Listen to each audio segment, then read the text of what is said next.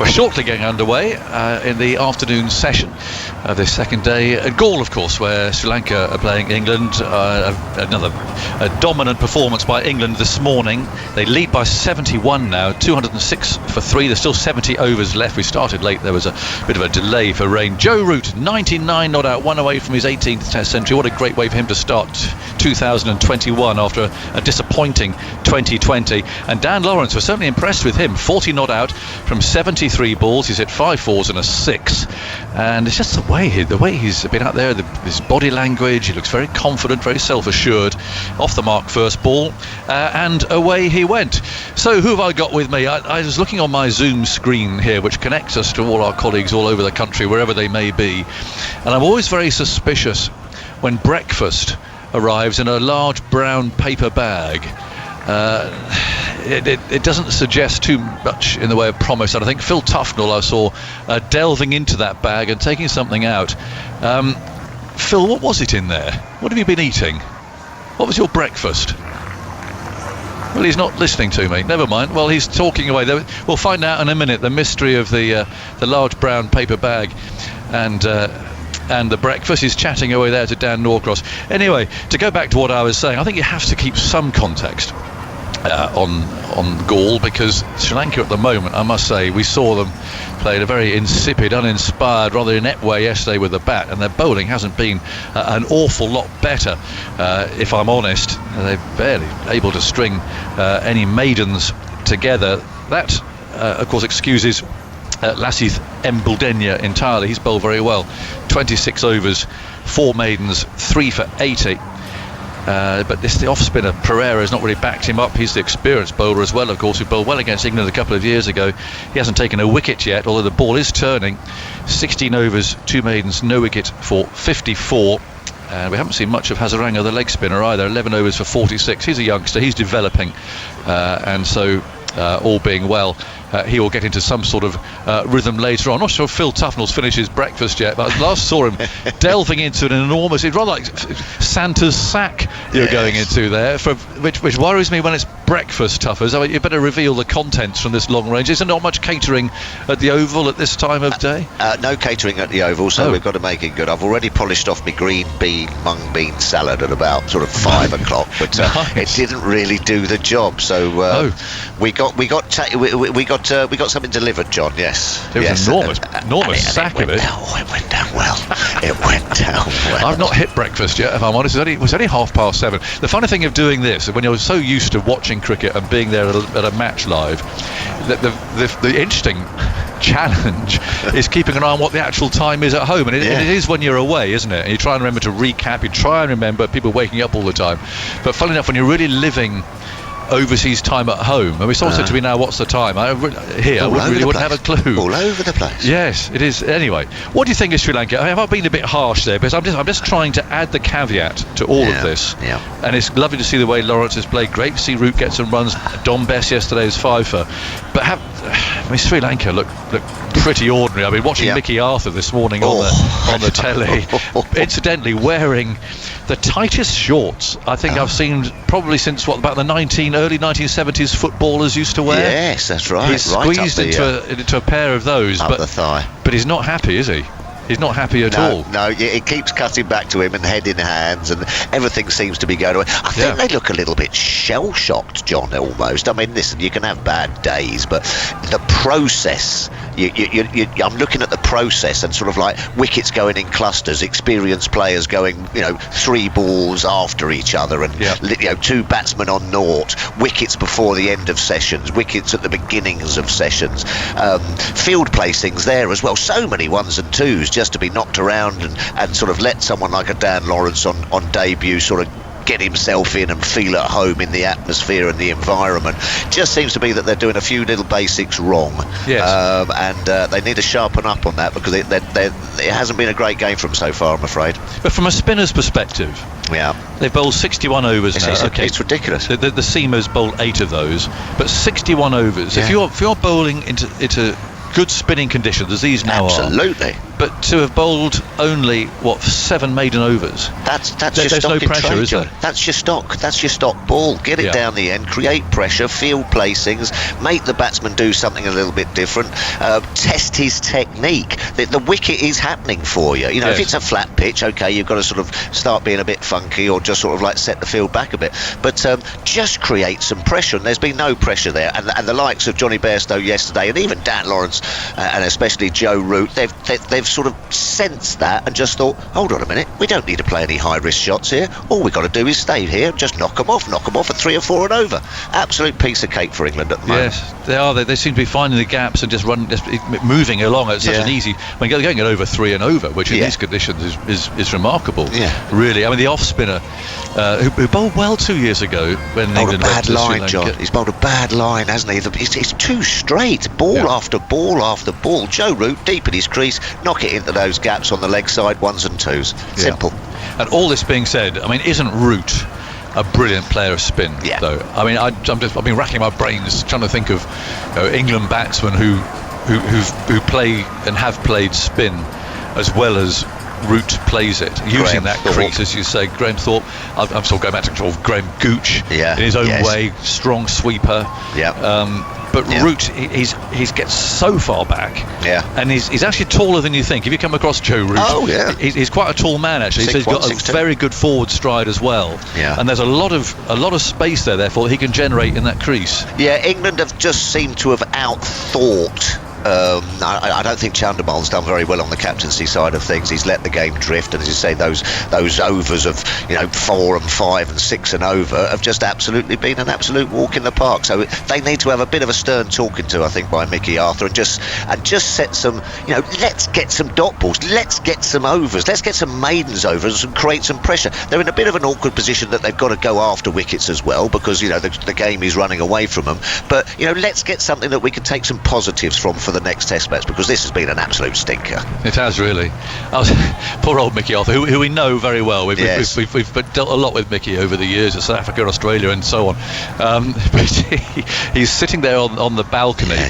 I'm not sure, because he's moved one of those tall fans that you get in that part of the world, isn't there, to right in front of him. I'm not sure if it's one of a couple of reasons. It's A, so you can't look at these very short shorts, which it's quite revealing on the television, unfortunately. So he may have put that there for sort of decency's sake, or whether he's put it there to actually cool himself down because he's combusting, or to hide the language, because he's having a hard time there, isn't he? He's one of those really exuberant characters who doesn't hold back very much, but he looks decidedly unhappy.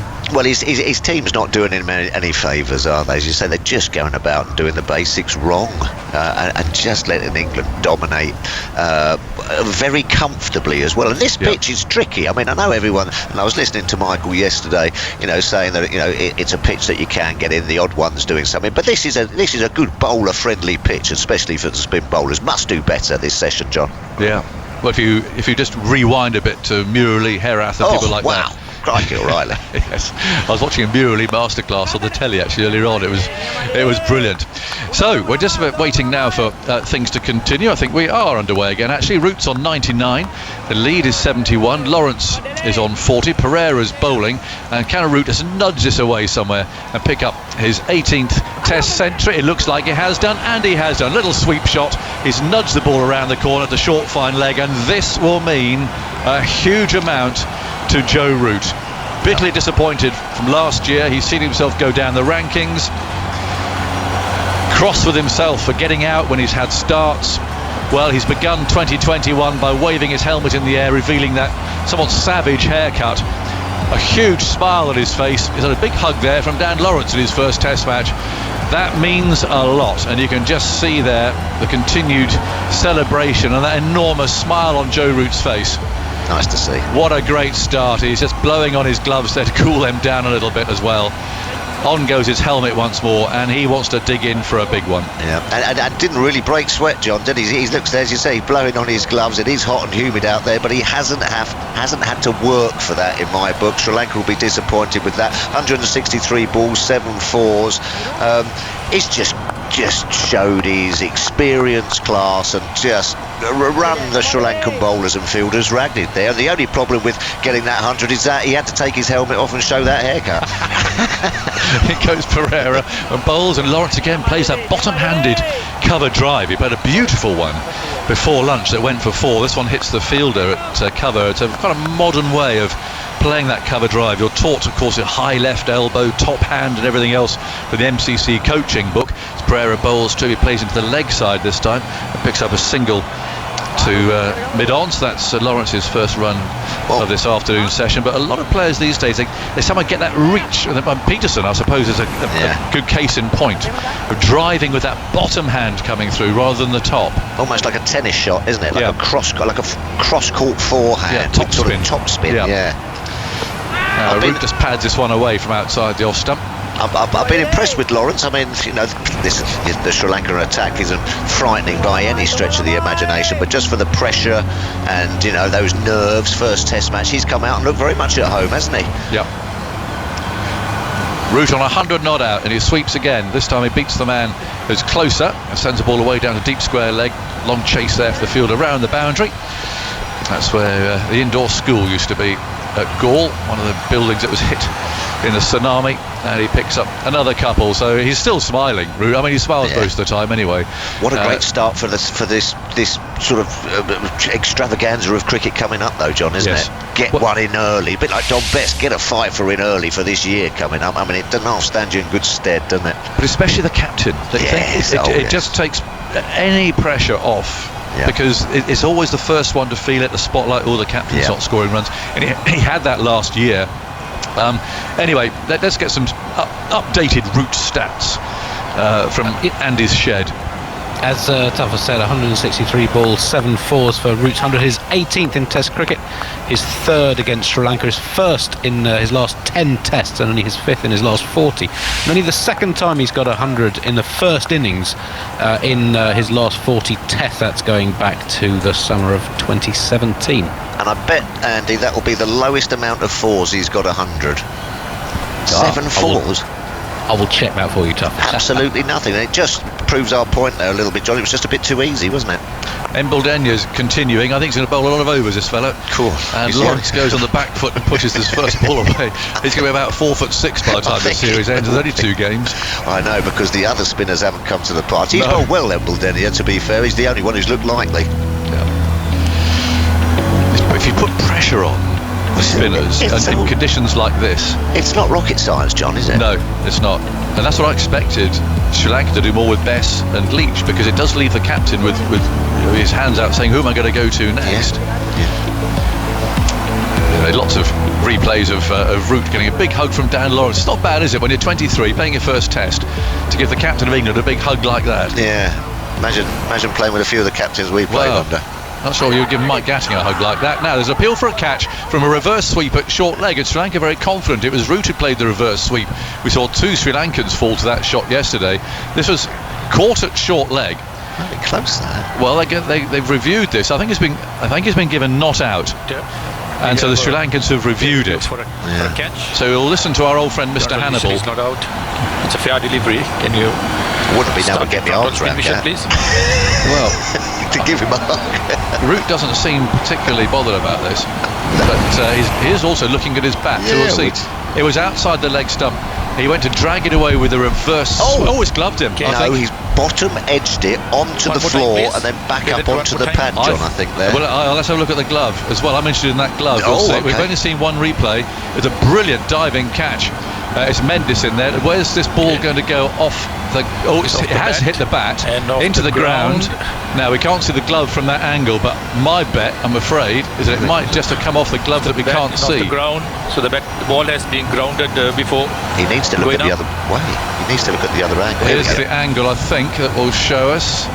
I think Root might be struggling. Depends where it hits now. Off the bat. Glove. Out. Good shout, John. It's glove. Eagle eyes. Yeah, I'm afraid so. That's a very strange dismissal. Isn't it? It's bottom edge into the ground. It's bounced up. It's brushed the glove, and Mendes, prowling there at short leg, has taken their catch. And I'm afraid we're going to see, and just make sure the catch has been taken clearly, which I'm sure it has. They're having another look. Mr. Hannibal's not quite convinced yet, but that is off the glove. It's off the palm. It's off the. That's the big part, the fatty part of the glove. Ball is clearly grounded after hitting the bat. So you can go back to the on-field umpire, please. Is that not out then? If the ball then has hit the... Oh, I don't know. But if it's touched the ground after hitting the bat, even if it then subsequently hits the bat or gloves again, you can stay it's with not your out. origination. Well, that was the first one. That's caught me out, if that's the case. I guess you're Mickey looking Arthur's stuck. gone mad. Mickey Arthur's gone bonkers. Those shorts have got a bit tighter. He's gone absolutely bonkers. I tell you, I love this game because we never... There's so many rules. I'll be honest, that has done me. Is that so? The suggestion is hit the bottom of the bat, Yes. into the ground. It's come up and hit the glove and been caught. Yes. Is that out? I'm just looking at law 33.2.2.2. It's not out. It hits the ground. Of course it is, John. Of course it's hit the ground, John. It's hit the ground, but then hit the glove afterwards and been caught. I know we've had early starts, but I can see why Mickey Arthur's going mad. But perhaps Mickey doesn't know the rules either. No. Well, you can be involved in this game all your life. You've never seen something like that before. This is on the leg stump and bounces up and hits Root. And it's picked up by Mendes at short leg. I fear for Mickey because he might have blown his top. He might have blown his top. I was with you. I was right behind you there, Rackers, thinking that could be... Well, here's a reverse sweep from Root, and this time it hits the man at backward short leg. So it went from glove to hand. Yeah. No doubt about that. It went from glove to hand. Wow. The ball has been grounded, I suppose, hasn't it? From the initial shot, the ball then has hit From the the ground. initial shot. And then it popped up and hit the glove and then was caught. Oh, here's Embellinia again, and Root pushes that away into the offside. And they'll scurry a single. I mean, I've never seen that happen before. No. Root's again, he got this cherubic smile on his face. He's loving. Mickey's gone mad. Sorry, Mickey's left the dressing room, and he's having a furious row with the fourth umpire. I don't think Mickey knows the rules either. Well, the fourth umpire's explaining. Yeah. That if you hit the ball into the ground, it's going to take a bit to drag Mickey away from this. I think he's got a little smile on his face now. Wow. It's a subsection of law 33 of the laws of cricket, which says a catch is fair if a fielder catches the ball after it has been lawfully struck more than once by the striker, but only if it has not been grounded since it was first struck. Oh. Here's Embellinia, and that's pushed away the leg side. Well done, Mr. Hannibal, I say. How many games have we watched between us? I've never seen that happen. No, I haven't. I wonder what the logic. There must be a logic for it. With all these laws have a reason. Well, he's hit the ground. He has hit it into the ground, hasn't he? He did, but then it bounced up and hit him again on the glove. Well, yes, but then if it then had bounced up and hit him on the pad, he couldn't have been LBW, could he, I suppose? No, but you couldn't be able to LBW after you hit it anyway. Well, no, and you can't be caught. I don't know. That's a tricky one. It's a cracker. It's why it's a brilliant game, and it always has you rootling round looking for answers. I've never seen that. You're right. I've never seen that. I've never seen that. I think that the Sri Lankans were absolutely confident because they all knew what had happened, and I think that they were confident that that's out as well. Root wasn't, because he was actually showing that the bat, he hit the ball into the ground. That's why he was looking at the bat. 212 for 3. The lead is 77, and Root's on 103. And this is turned away by Pereira bowling on the leg stump. It works it out to deep mid wicket, and Root goes up to 104. So that law again, Andy, is 30. Yeah, it's law 33. Subsection 2, subsection 2, subsection 2. So Mickey's still going mad. Mickey's put his finger up. 2.2. Mickey's still putting his finger up, saying that's out. Oh, he has, yeah. He's thrown his bottle on the bottle out. Well, there you go. It's not just me that got it wrong. The coach has got it wrong as well. That swept away a reverse sweep, hard to backward point, and Lawrence remains on 42 not out. Well, it's certainly eventful. The Sri Lankans are arguing about it. No. There's a little bit. Still don't know what's happening. No, absolutely. Back goes Lawrence again, playing that to mid-wicket. It was the water bottle being hurled into the ground that I think probably summed up how Mickey Arthur felt about that. Knowing his luck, it would have bounced up and hit him back square between the eyes and knocked him out. 213 for 3, and Lawrence on 42 goes back and plays into the offside, and it's fielded there by the bowler. So 213 for 3. The lead is 78. Things not going Sri Lanka's way, Agus. No, it's not. There's still 2 balls to go in this over. It goes Pereira bowls. Oh, it turned very sharply. That's the line. That's where he's been poor for me. An experienced off spinner on a spinning pitch should just slot into that line. 4th, 5th stump, outside off stump, and not leave there. And that's where it's bitten, it's turned, and it's gone quickly. But he's just been far too straight, I'm afraid, Pereira. 213 for 3. And Lawrence forward, plays out to cover, and there's no run. 213 for 3. The lead 78. Root 104. Lawrence 42. I suppose it's that sort of double dismissal argument, is it? You can't be run out at both ends, well, or yes. You can't be out. You can't be tried for the same offence twice. Every year. Double jeopardy. Double jeopardy. I think that's been shelved now as well. I think it can do nowadays. Every year, isn't it? Something pops up in this lovely old game that we love watching and commentating on that gets us every year. Yeah. No, it's absolutely brilliant. Well done, Mr. Hannibal. Yeah, he was right on it. He was up on it there. Mickey was straight down to the old third umpires, wasn't he? He went sprinting across the balcony down to the third umpire's room. Now Embledenya's coming in and bowling. That's played by Root, who's on 104 now out to mid-wicket. Well, that was a nice little passage of play. Well, it was. And it just we won't make that mistake again, or I won't. 213 for 3.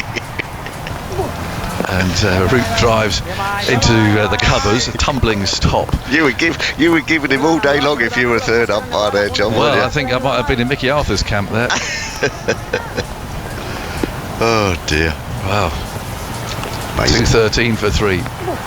Embledenya bowls, and that's played off the back foot. He's bowling over the wicket at the moment, and Root plays out to cover. The old reverse sweep nearly claimed another. The third victim of the match, yeah. 104 for Root, and it's 213 for 3. And Embledenya has taken all those wickets. He's bowling from the media centre end, the pavilion end, and goes in now and bowls outside the leg stump. Root plays at it. He could always just kick these away, of course, pitching outside leg stump. But he's choosing to use the bat, and he plays that away to Mendes again at forward short leg, and there's no run. 213 for 3. Embledenya over the wicket, bowls, and there's a little paddle sweep. No shouts, Lawrence, as a fielder comes in quickly there. He's saving the single. 213 for 3. So 10 dot balls in a row, which ties the longest scoreless run of the innings so far. Yeah, the old over the wicket ploy. Interesting that Root's choosing to play, isn't it? Yeah. 104. Here's the last ball of the over. Back he goes and steers that into a nice big gap there in the offside, with Pereira holding back, so they take one more run. He'll keep the strike on 105. Lawrence has played very well, although quietly since lunch. He's only added 2 runs since the lunch break. He's on 42.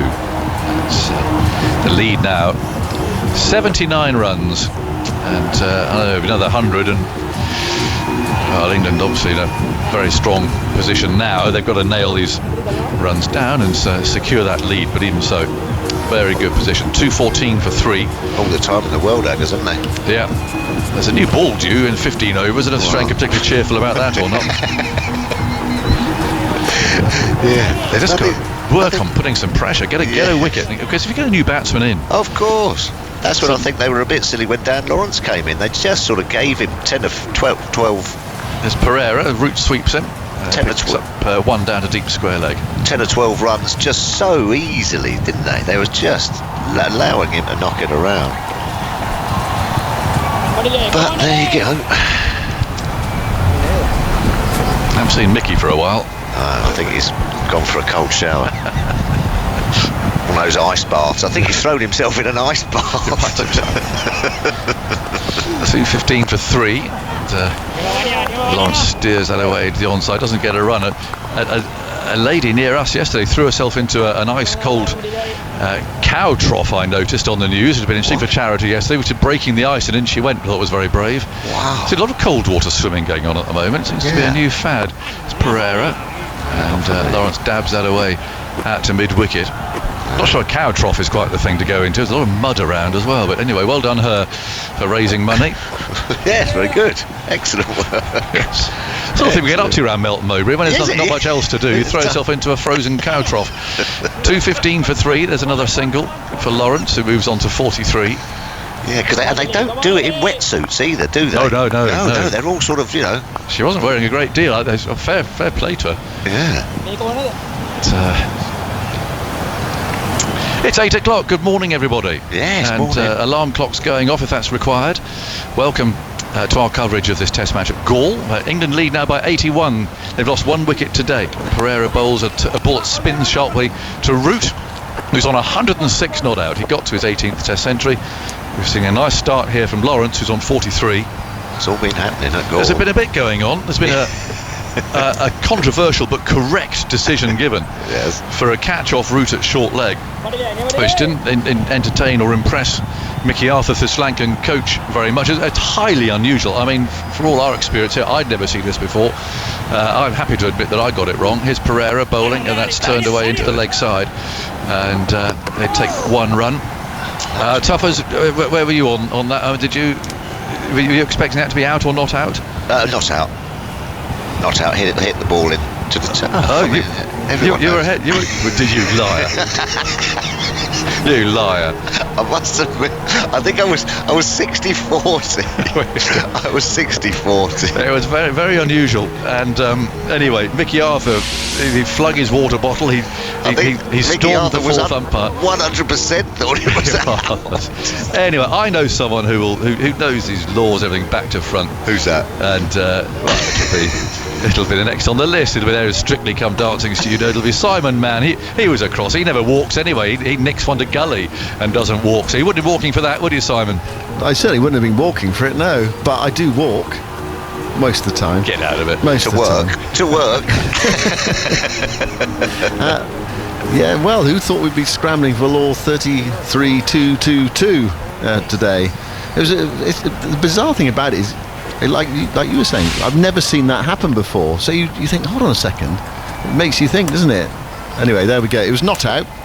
A strange incident, and England are ploughing on, really. 218 for 3. They lead by 83. Lawrence impressing on his debut. Drives there to mid-off the bowling of Embledenia.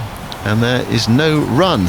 Route for 106. Sorry, Tubbs. Sorry, did Vaughan think it's out? Mike, I can see you poised. Were you giving that out, Skip? He's shaking his head. Vaughan is shaking his head. Although we had a discussion. We were going, oh, hold on a second. We've never seen that happen before. What? Are you on, Michael, or not? Yeah. Come on, I don't think you're faded up, are you? Wake up. No, you can't. No, he's not faded up.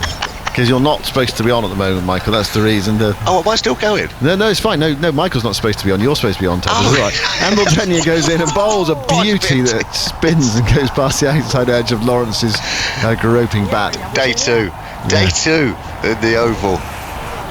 Yeah. Oh, a couple of early starts and you all get a little bit. Oh, and see, that will. If you're the England spin bowlers now sitting in that dressing room, you are just going, come on, boys, get me a lead. Get me a lead. And this is. Jobs are good. That's a beauty. Pitch middle, turned and bounced, went quickly as well past the sort of shoulder of Lawrence's bat. Embledenia moves in, and Lawrence goes for a big heave into the leg side and gets an under edge on it down towards deep backwards square leg.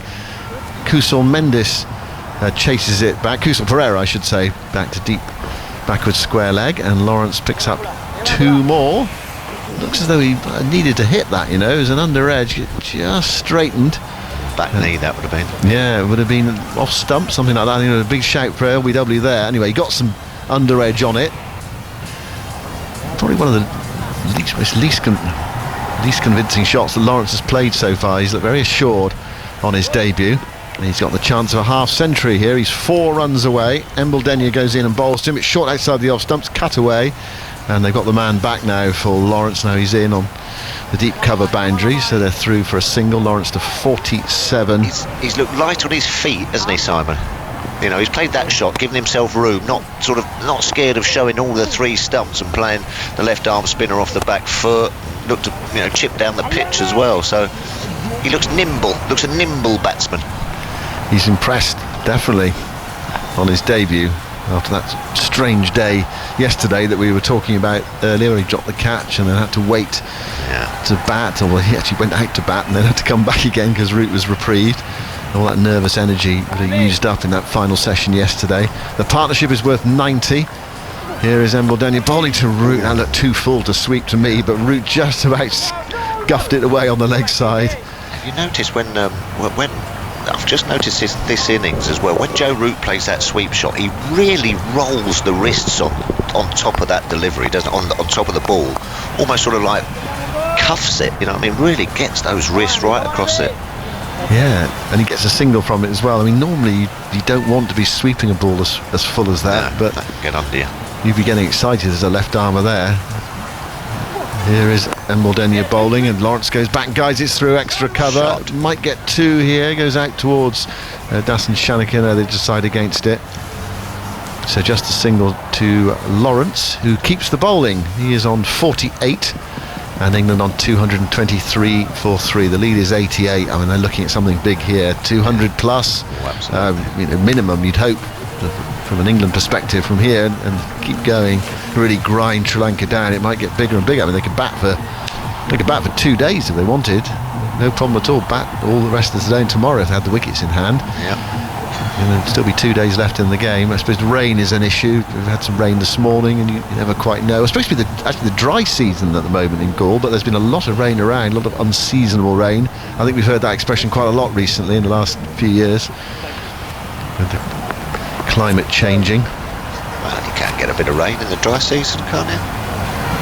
Probably not as much as we've been having. No. Or they've been having in Sri Lanka. I think England's warm-up was washed out the other day. Have you been for a little walk around that little sort of village behind the back of the fort there, Simon? Yeah, a long time ago. Yeah. Quite a nice little part of the world to have a stroll about. Sri Lanka in general is a lovely place to go. I don't want to be a sort of advertisement for the Sri Lankan Tourist Board, but it's a lovely country. Very lush. Different parts of it as well. Gaul very different from Kandy and Dambulla, up in the jungle in Dambulla as well. Where you can, I know you like your running toughers. You can go running through the jungle and have the wild dogs chasing you. That's quite scary. But Kandy's a delightful place to go. Yeah. A beautiful new ground there. Buddha's Tooth up in Kandy. Yeah.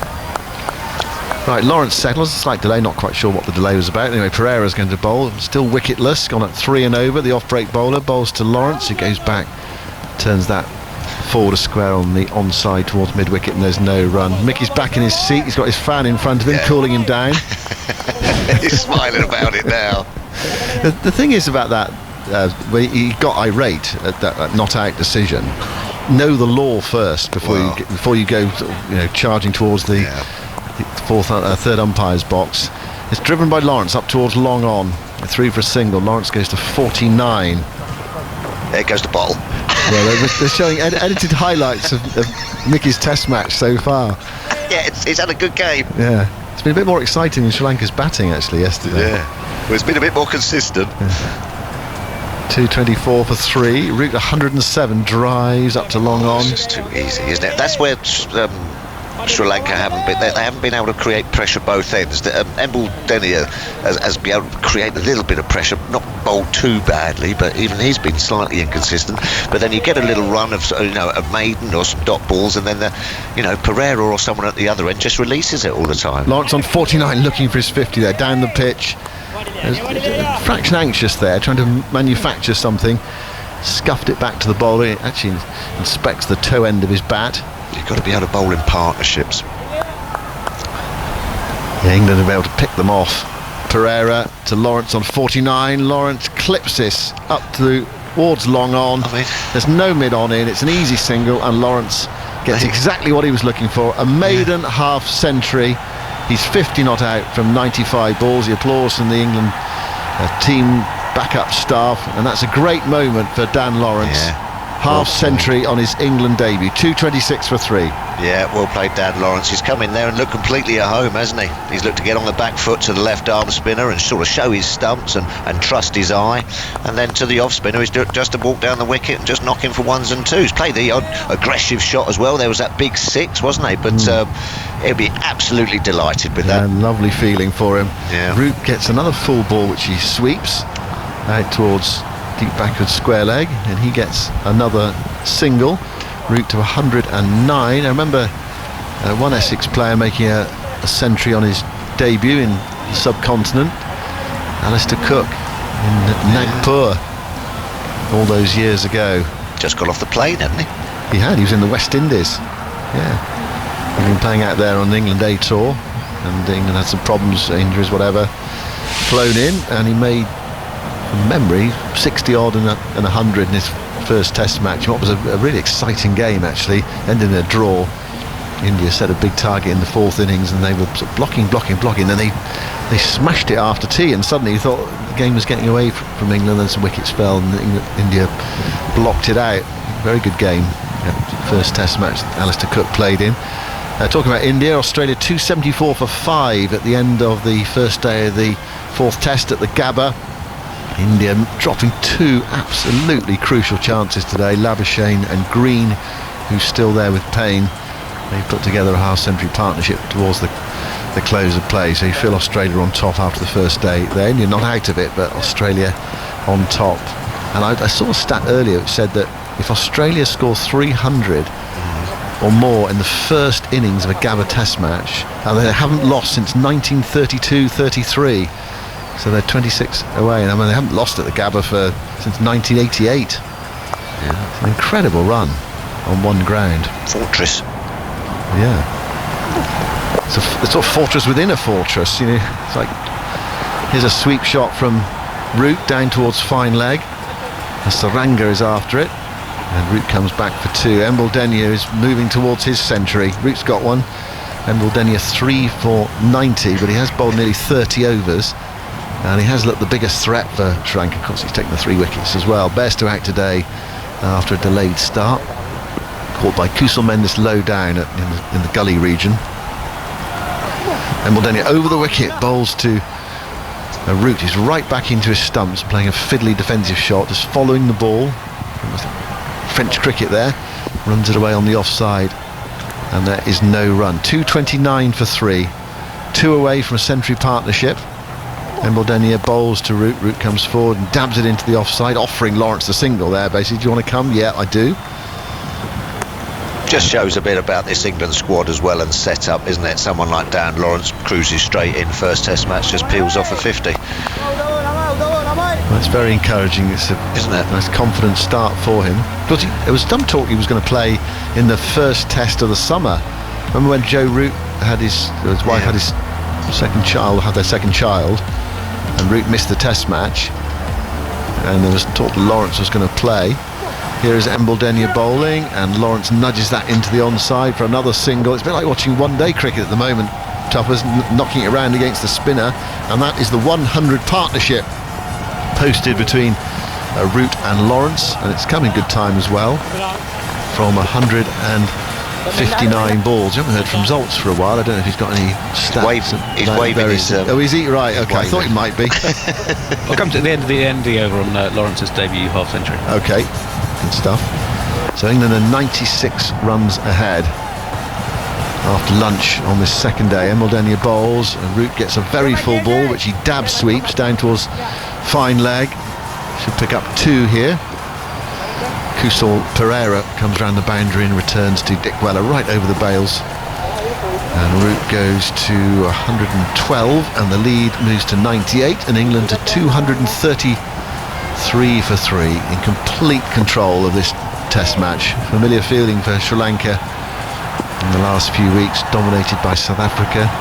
Very different conditions at Centurion and Johannesburg. Embledenia bowls to Root. Root waits, and then plays it late. Slow turner, dabbing it away behind square on the offside, picked up by slip, and there is no run. 2-3-3 for 3. Go on then, Zoltz. Lawrence's 50 came from his 95th ball, 1-6 and 5-4. He's the 76th England player to make a half century in the first innings of his debut. The last to do so was Ben Foakes in the first test at Gaul in November 2018. He went on to make a century. Joe Root had 73 on his debut in Nagpur. Alistair Cook 60 in the first innings and then 100 in the second innings, also in Nagpur. And of the last 10 England debutants who've made a 50 in their first innings, 7 have done so in Asia. So you said a 76th first innings half century from a debutant. Is that right, Zoltz? Yes, for England. That. Yeah. Thank you very much for England. Well, he's come in and he's taken his chance. Ollie Pope is on the tour, but he had that shoulder problem. He had an operation, and so he's rehabilitating.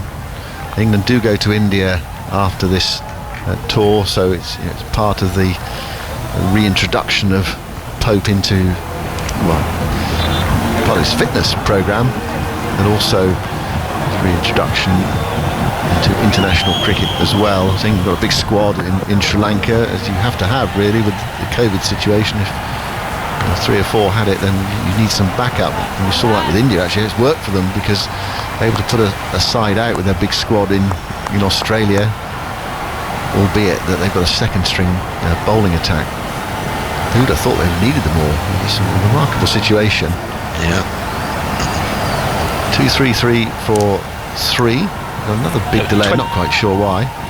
20 players injury reviews. I said very early this morning, it's the most players ever used by a team away from home in a test series. I went on tour to Australia when we got through a load.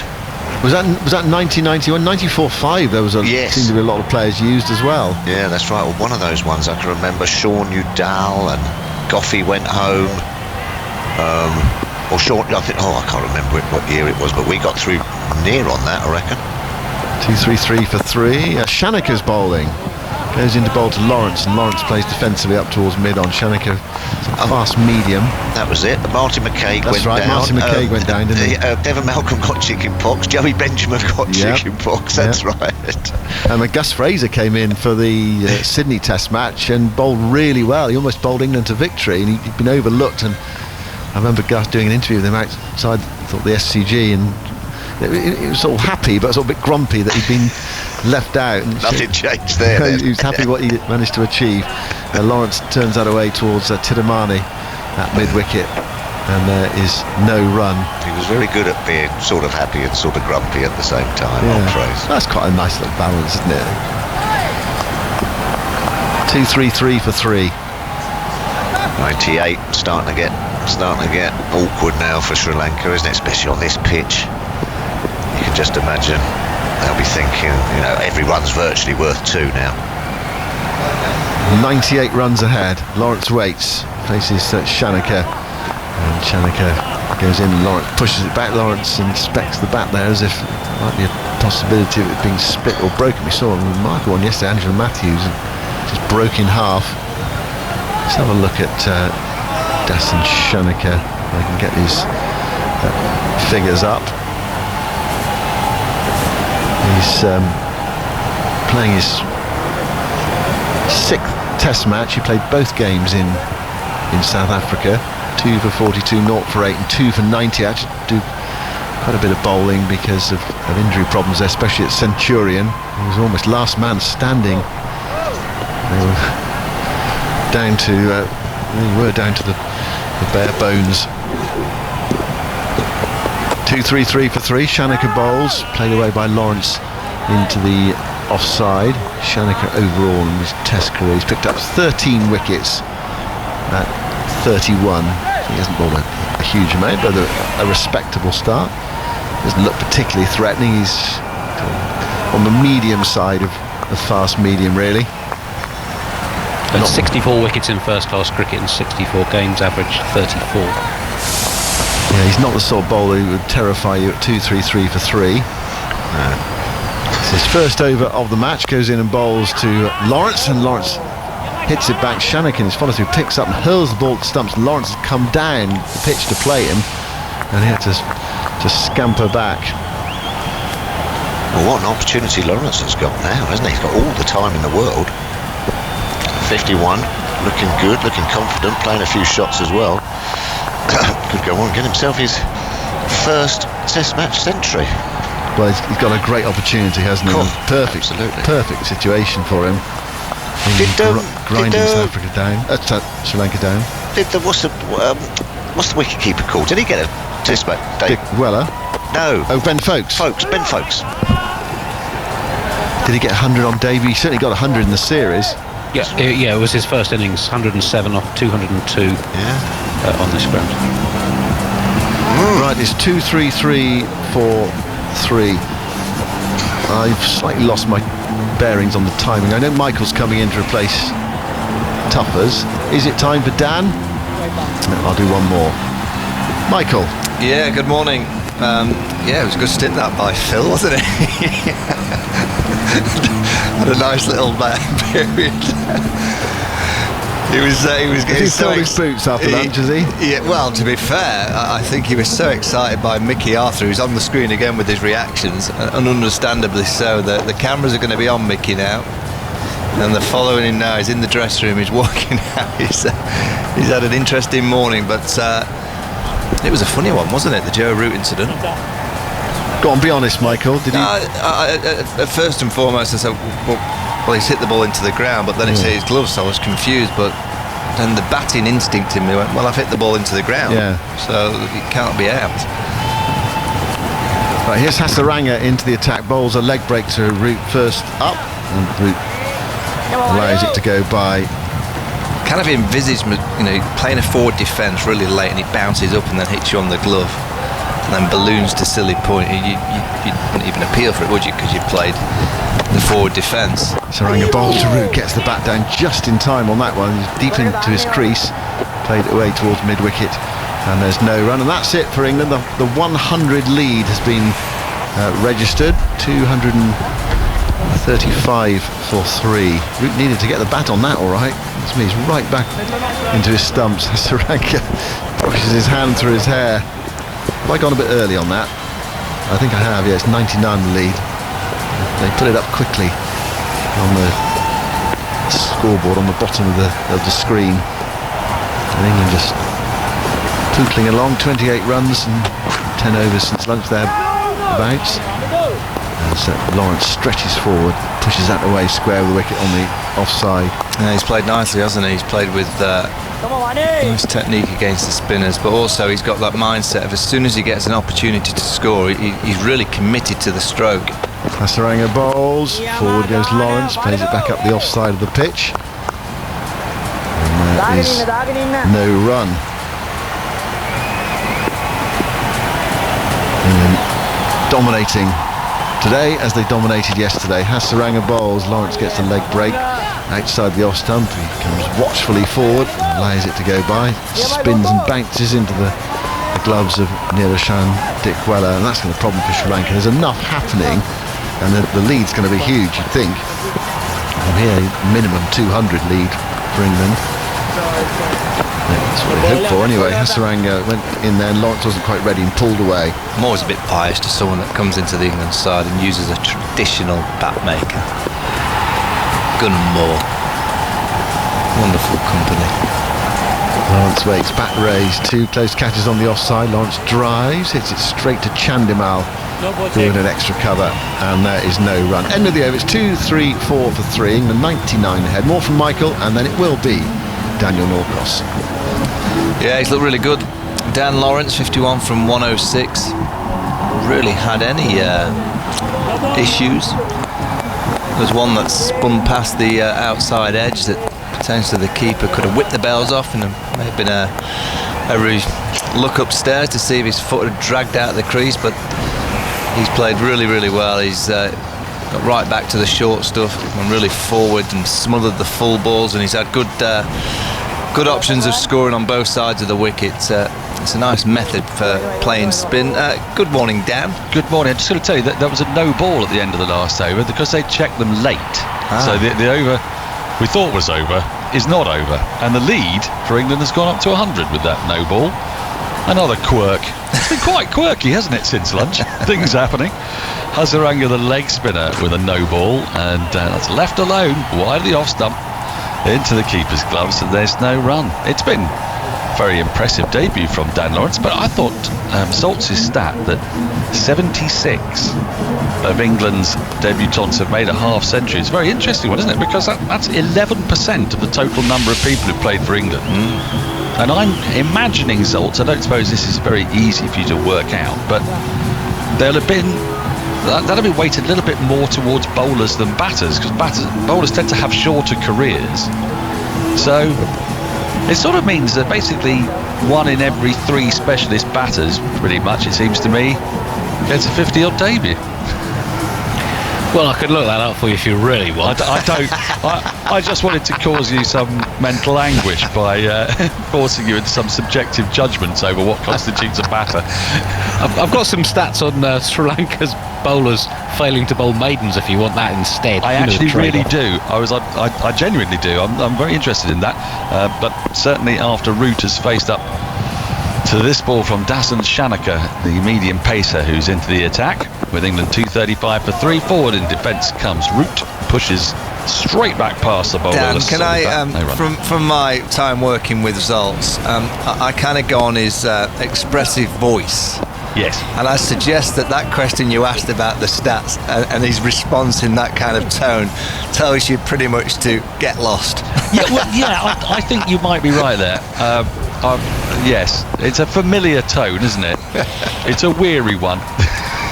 It's one of those that it sounds like he's been up since about 3 a.m. Shanaka bowls on the pads of Root, and he tickles this fine down to fine leg. They'll come back for a couple of runs. He did start it, in fairness, Michael, by giving us that stat about 76 debutants getting a half century. He did. So, you reap what you sow, Zoltzman. That is a fair call.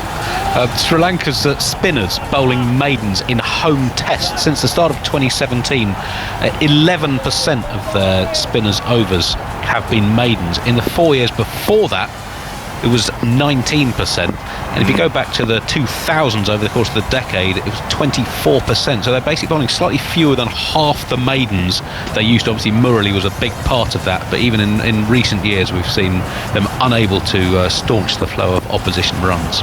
I wonder, Michael, is that obviously the quality of bowler with Murali as Shanaka is in again, and Root just tucks this off his hip, this time square of the wicket for another easy single. Runs coming very easily for England. 238 for 3, Root 118. It might be part of the quality of the bowling, but we've been looking at Sri Lanka's field placings, and it just seems too easy for England to rotate strike. I've mentioned it a couple of times today, and it's not changing. Yeah, I think Chandamal, if he's fair with his assessment of his field setting. I mean, I get square of the wicket boundary riders, but I haven't seen an England player dance down and hit the ball over the top yet. So to think that mid-on has been pretty much back. Shanaka in, leg slip is in for Dan Lawrence, and he works his full ball up to mid-on, no run. Yeah, to the off-spin. I mean, Dan Lawrence came in and he had mid-on back straight away to a player on debut. To the left-arm spinner who's had mid-off deep. So easy singles down the ground for just a low-risk cricket shot. You look at the way Zach Crawley got out, tried to hit it over the top. Didn't quite get it right. So that's one area I think that Chandamal could have improved. The fact is his attack isn't very good. So he hasn't got a great deal to work with. So it's very difficult as a captain to set pressure. Shanaka in, cut by Lawrence nicely, behind square on the offside. Really beautiful timing, and that's going to run into the boundary for 4. He waited for that. There's a point, and there's a short third man, but he's found that gap beautifully. It was too short, it was a little wide. He played it late and watchfully, head right over the ball. 4 more to Lawrence, 4 more to England. They're running away with this. They're piling on the agony. 242 for 3. The partnership, significant to a degree. 111 is to have put on. And this comes on the back of the previous partnership between Root and Bairstow being, I will check with Zoltzman after this ball. This is the last ball of the over. Lawrence drives to mid-off. There's no run. End of the over. 242 for 3. The lead 107. The Bairstow-Root partnership, I think, was the highest partnership for England for any wicket at Gaul. And is that right? That is correct.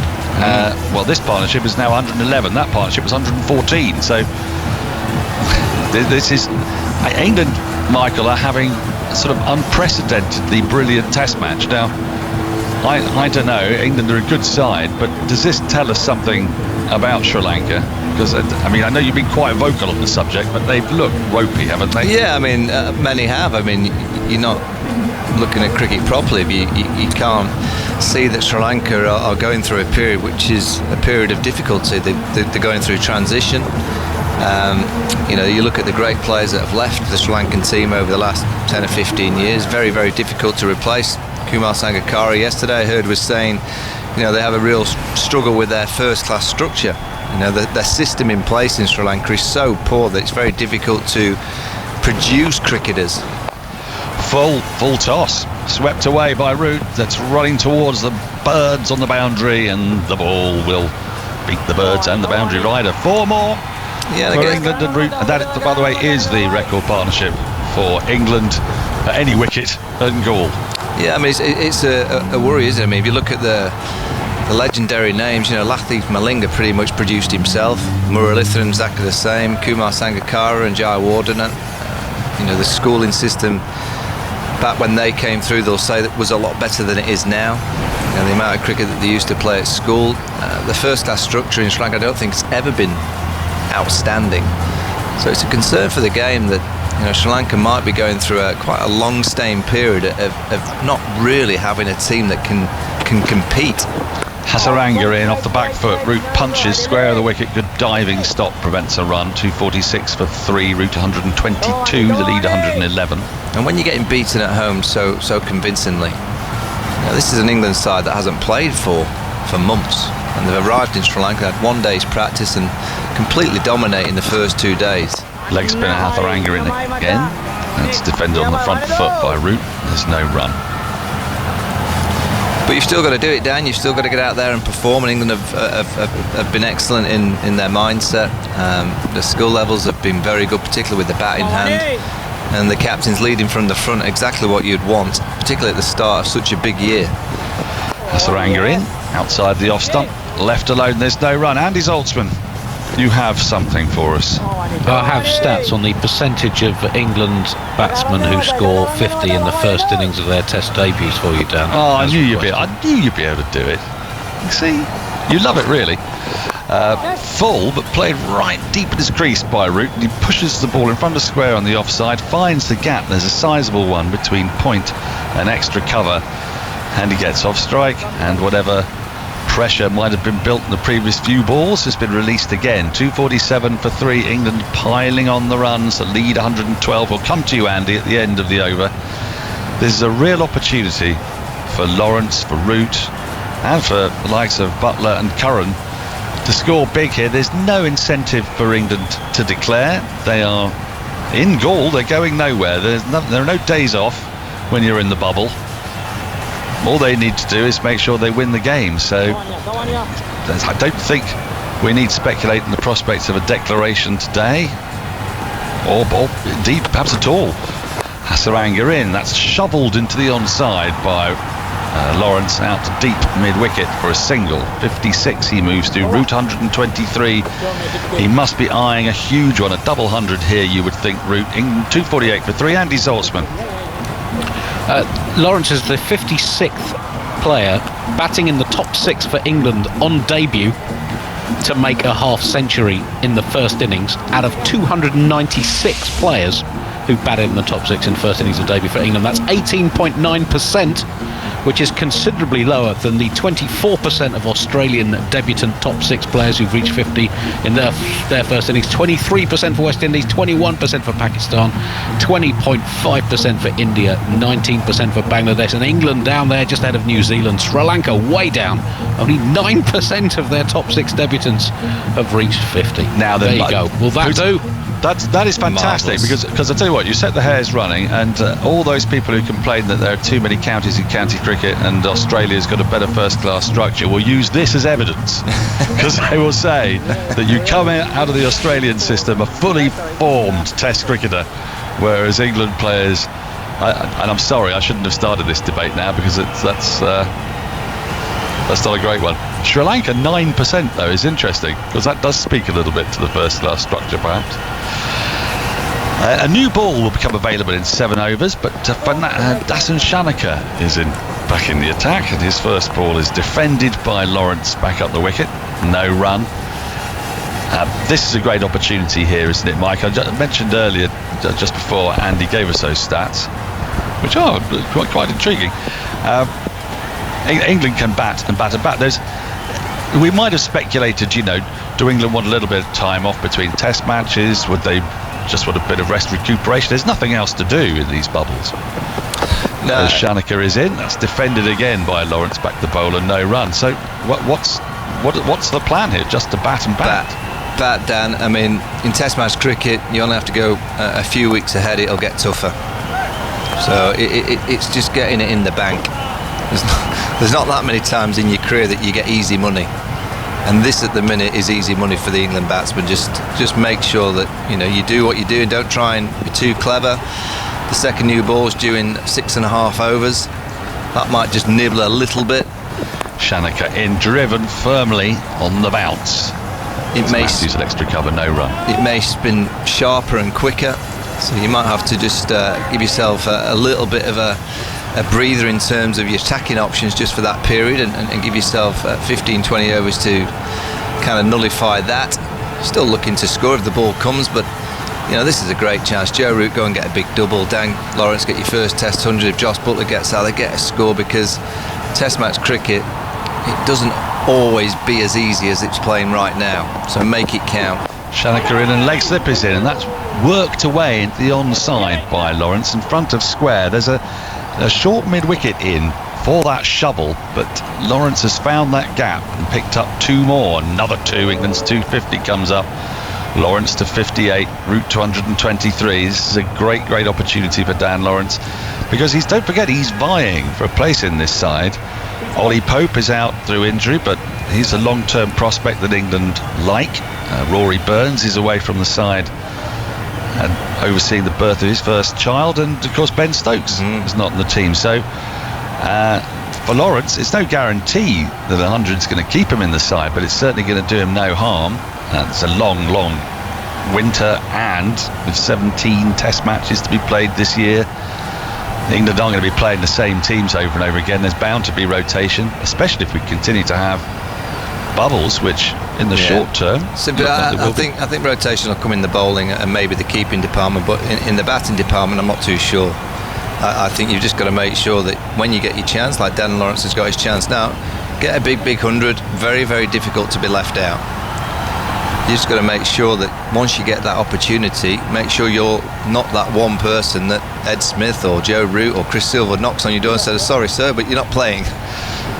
Very difficult to do so when you've got 160 or 200 by your name. Well, we had a text earlier as Shanaka is in.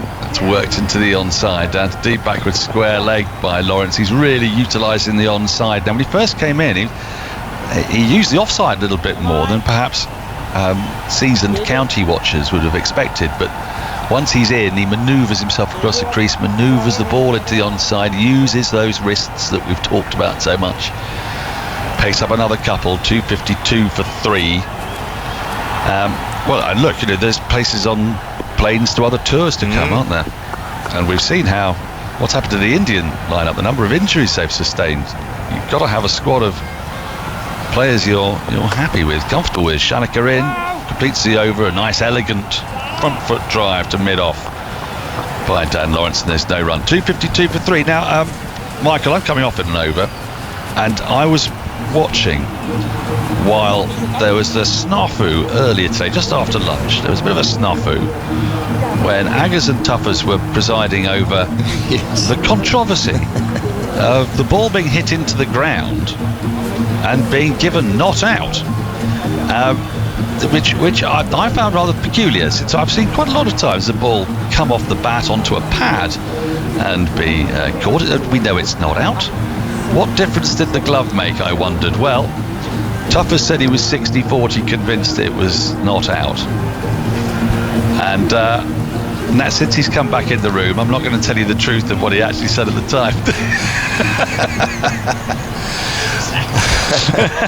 Well, you've got to put into context, Dan, that you've got Jonathan Agnew, obviously a fine bowler, Phil Tufnell, a fine bowler. Bowlers always think it's out, and batters, we always say not out. Well, one hand, one bounce is going to come in next, isn't it? Forward in defence comes Lawrence, defends this full ball out to the offside. There's no run. 252 for 3. Sorry, Root, I beg your pardon. Yes, I thought it was a very strange fuss, but it did make for very amusing watching. As well, firstly, to see my colleagues in such discombobulation. Leg break is tucked into the onside by Root deep into his crease for a single. But best of all, Mickey Arthur. And Mickey Arthur's been a star of this match because he's so expressive. He leaves none of his personality hidden, does he? He also doesn't leave much of his lower half hidden in the shorts that he wears, which are a crime against fashion. It's got to be said. A bit tight, aren't they? They are a bit. And when you put that, the tightness of his shorts and the tightness of his face and the throwing of the bottle, full left alone by Lawrence, the keeper, no run. They're made for absolutely magnificent theatre. I'd say he showed more passion there than the entirety of the 11 Sri Lankans have in this Test match so far. 253 for 3. Lawrence on 60. Root 124. Thick edge flies through the six. Was there a hand on that? Dhiraman is at first slip. Mendes at second. He's playing across the ball. Lawrence, and that's a leg break from Hazaranga. He got a thick edge, flew quickly, and he's got away with that, Dan Lawrence. A life on 60. He gets a single for it, moves to 61. Take a look at this replay. Coming up, looking to work that ball on the onside, turns the wrists.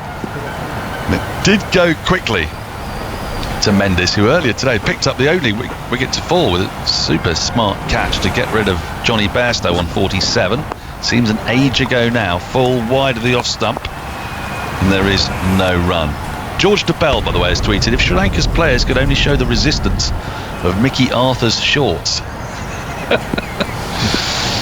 We just see the replay for a better angle there. That did go quickly to Mendes. He couldn't cling on, so that is a life for Lawrence as Root pushes the last ball of the over into the offside for a single.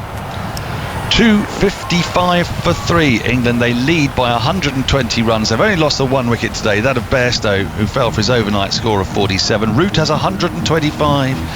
Dan Lawrence on debut has 61. England are piling on the agony. What on earth could Sri Lanka do about this? Well, to take you through the next 20 minutes or so, it will be Jonathan Agnew in the Beaver and Ebony Ray for Brent in the living room. Yes, thank you, Dan, very much. The good thing about Mickey Arthur is that, like many of us, he will happily admit that he made a mistake. And I've been walking around in the fog outside reciting law 33.2.2.2 to myself. I'll never make that mistake again. But there you go. And I'm sure that Mickey Arthur will be doing the same thing as well. These things happen. And it's very good that the umpire and many people clearly out on social media know the laws better than the rest of us. Ebony, what did you make I'm of a all that? batter. Come on, it's obvious. No chance it was out. Straight away went down. That's it. Shut down. No chance. Oh dear, I don't know. These things It's a happen. good bit of excitement, though, isn't it? You think you know all the laws in cricket, and then there's always another game that shows you don't. There's always a subsection, and these things happen, and they do stick. That's the good thing. You'll know that never happened again. And I'm sure my colleagues on the TV may, but anyway, I certainly got it wrong, and for that I apologise to everybody. 255 for 3. The new ball due in 5 overs time, and England lead by 120, and a very defensive look about this field. Well, it's sort of a subcontinental defensive field for a seamer now, with fine leg up and catching at leg slip. There's no real slips to speak of as someone at fine gully, but just a question here of trying to get through. But what's interesting is that it's the seam bowler who's bowling these closing overs with the old ball. Maybe to see there's been a reverse swing, but anyway, he's on his way here, turned away out towards long leg, and there's a man out there trotting in off the boundary edge, and so another single off Shanaka's bowling as England's lead moved to 121. What do you think, Ebony? But there's just not been pressure. There hasn't been pressure exerted on England today. I think it's the consistency from both ends as well. You know, the only one who's really kind of stood out has been Emil Dulla with the left arm spin. But other than that, it just feels like every bowler's just kind of not been able to create it. And then obviously Root and the next one is played away calmly into the leg side by Lawrence. Yeah, Root Lawrence playing very well. It's interesting, isn't it? Because getting your chance in the past used to be it was possibly a loss of form or an injury. But I feel for Lawrence now with the COVID times, you know, you don't know that just before the Ashes someone tests positive and all of a sudden spots could open up. So these are important runs just to keep his name in the hat. Yeah, with him getting runs, Bairstow getting runs, it's a welcome complication for selectors maybe. Here goes Shanaka, and that's clipped away into the leg side, beats the diving man at short fine leg, who parries the ball out to square leg, and it's another single to Lawrence. It goes to 62 from 121 balls. He got off the mark to the first ball that he faced. He hit an early boundary. He's hit a 6, and he just looks like somebody who feels comfortable at the crease, and it helps, I'm sure, to have the England captain playing so well at the other end too. A calming influence. And Root's checking his guard once more, pouring away at the ground. 2:57 for 3, with extra time being added on today for the hour, in fact just over an hour, that we lost due to rain. First thing today, Shanaka again, bowls right arm medium pace, turned away out to mid-wicket. If they are looking for reverse swing, and I can't see any. I can't see it either. There's nothing happening for them, is there? Especially the seamers. Yeah, this new ball is going to be vital, and it's just definitely got to go back to Fernando, and then Ambaldullah with the spin. That's their best chance, really. Well, I think so, and that left-arm spinner's been comfortably the pick of the bowlers. Not much support the other end. Shanaka bowls a slower ball, which is just waited for and then tucked away out to mid-wicket by Root. 126 not out, and Lawrence on 62 not out, and Root here. These bats, when they're greedy and when they've been through a lean phase, there's nothing they like more than making somebody pay for it somewhere down the line. You just feel that I'm afraid Sri Lanka could be made to pay here for Root's 2020. He's just going to bat and bat and bat with no time pressure on him at all. Thinking back to Zach Crawley's 267 last summer, he cashed in. Yeah. Good example of when you need to make a statement. A big chance for that. Seeing pictures of Jimmy Anderson retiring from the nets, not with a ball in his hand, but he's been batting, and he looks rather pleased with himself actually, as if the net went rather well. Goes Hazaranga, and Lawrence is on the front foot, just pushing that carefully back to the bowler again, who pulls up the long sleeve of his shirt and makes it come in again. He's only bowled 14 overs so far. This is his 15th. Hasn't taken a wicket yet, of course. No wicket for 57. There he goes once more, bowls, and is guided away into the offside off the back foot. A loud cry of no from Lawrence in the end, as Root was setting off on 126 at this end. And they're all going for a net. Ollie Pope's on his way. 2:58 for 3. Hazaranga over the wicket, is bouncing in, bowls short of a length once more, punched off the back foot, a single taken out to the deep cover boundary. Is that a no ball? I think it probably is. You've seen a number of no balls bowled by Sri Lanka's spinners today. I think this one's going to be called, looking at that replay.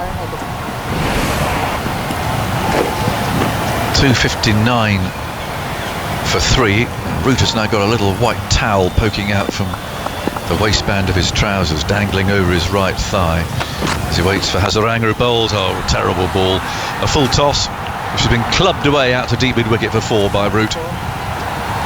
Knee-high full toss, and wrist spinners can get it wrong every now and then, but it just rather makes the point that, I'm afraid, Sri Lanka's bowlers, Abeldinia accepted, just not being able to put any pressure on England's batsmen here today.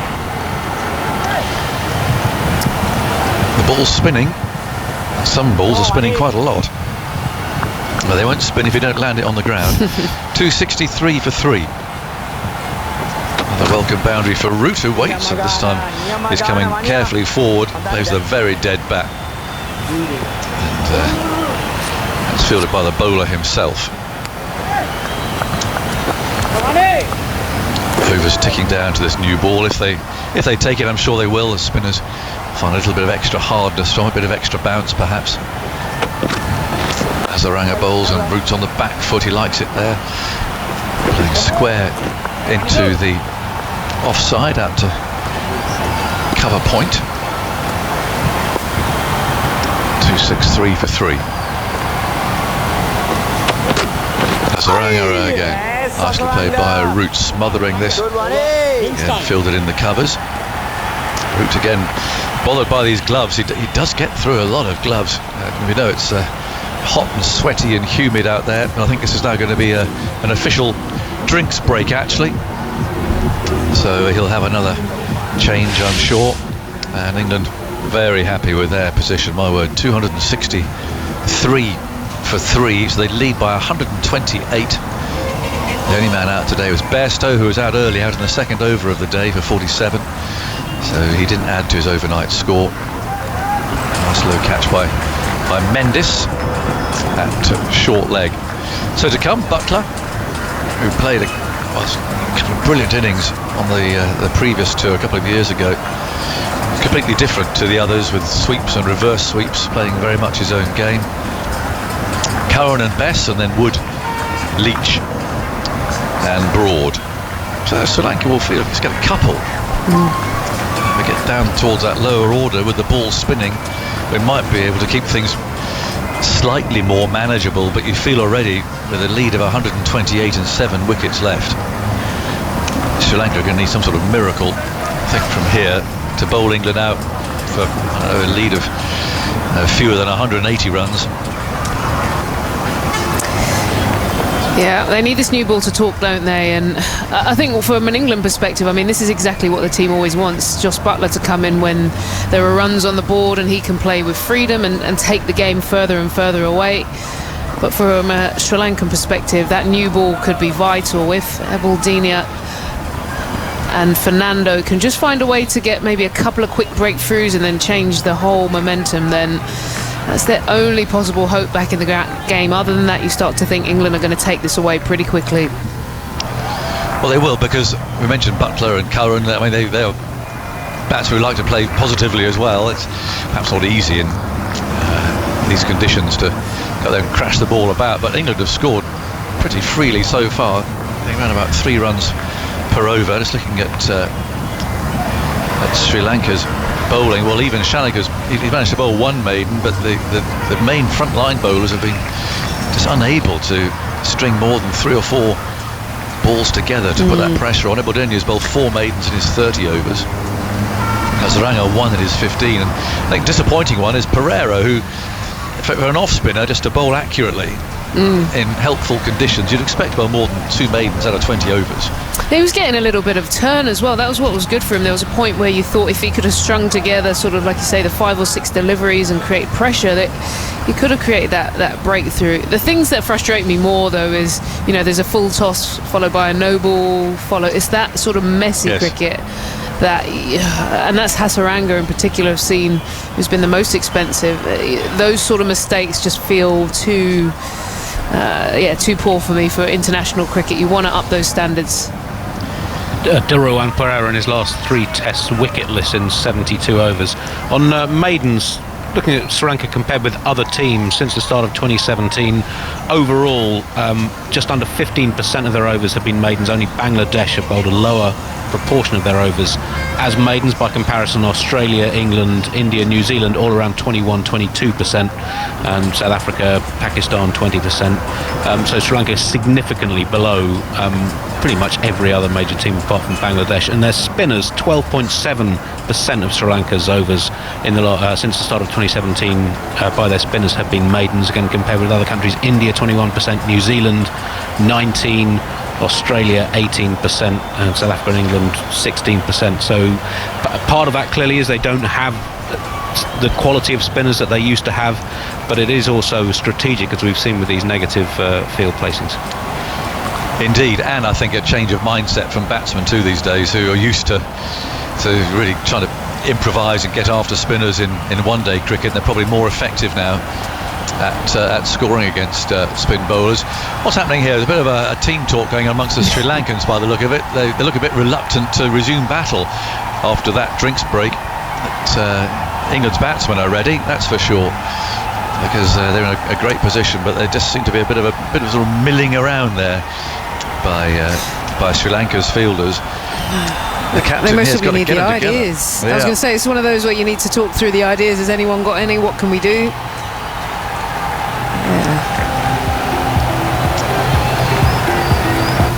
Well, that new ball is around the corner. There's something they'll be discussing, no doubt. They need a spin bowler who can manage to hold it and take it.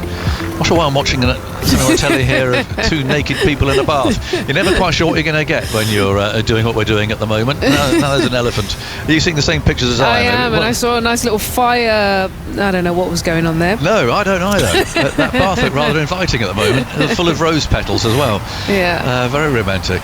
But anyway, these things can take you by surprise. 263 for 3, 77 overs gone. The lead 128 in this Moose Cup, and Shanaka's continuing for now, and that's played away by Lawrence into the offside. And while the fielding side thinking about a new ball, of course batsmen too, because one thing you really hope for as a fielding side coming up to a new ball is that you get a wicket.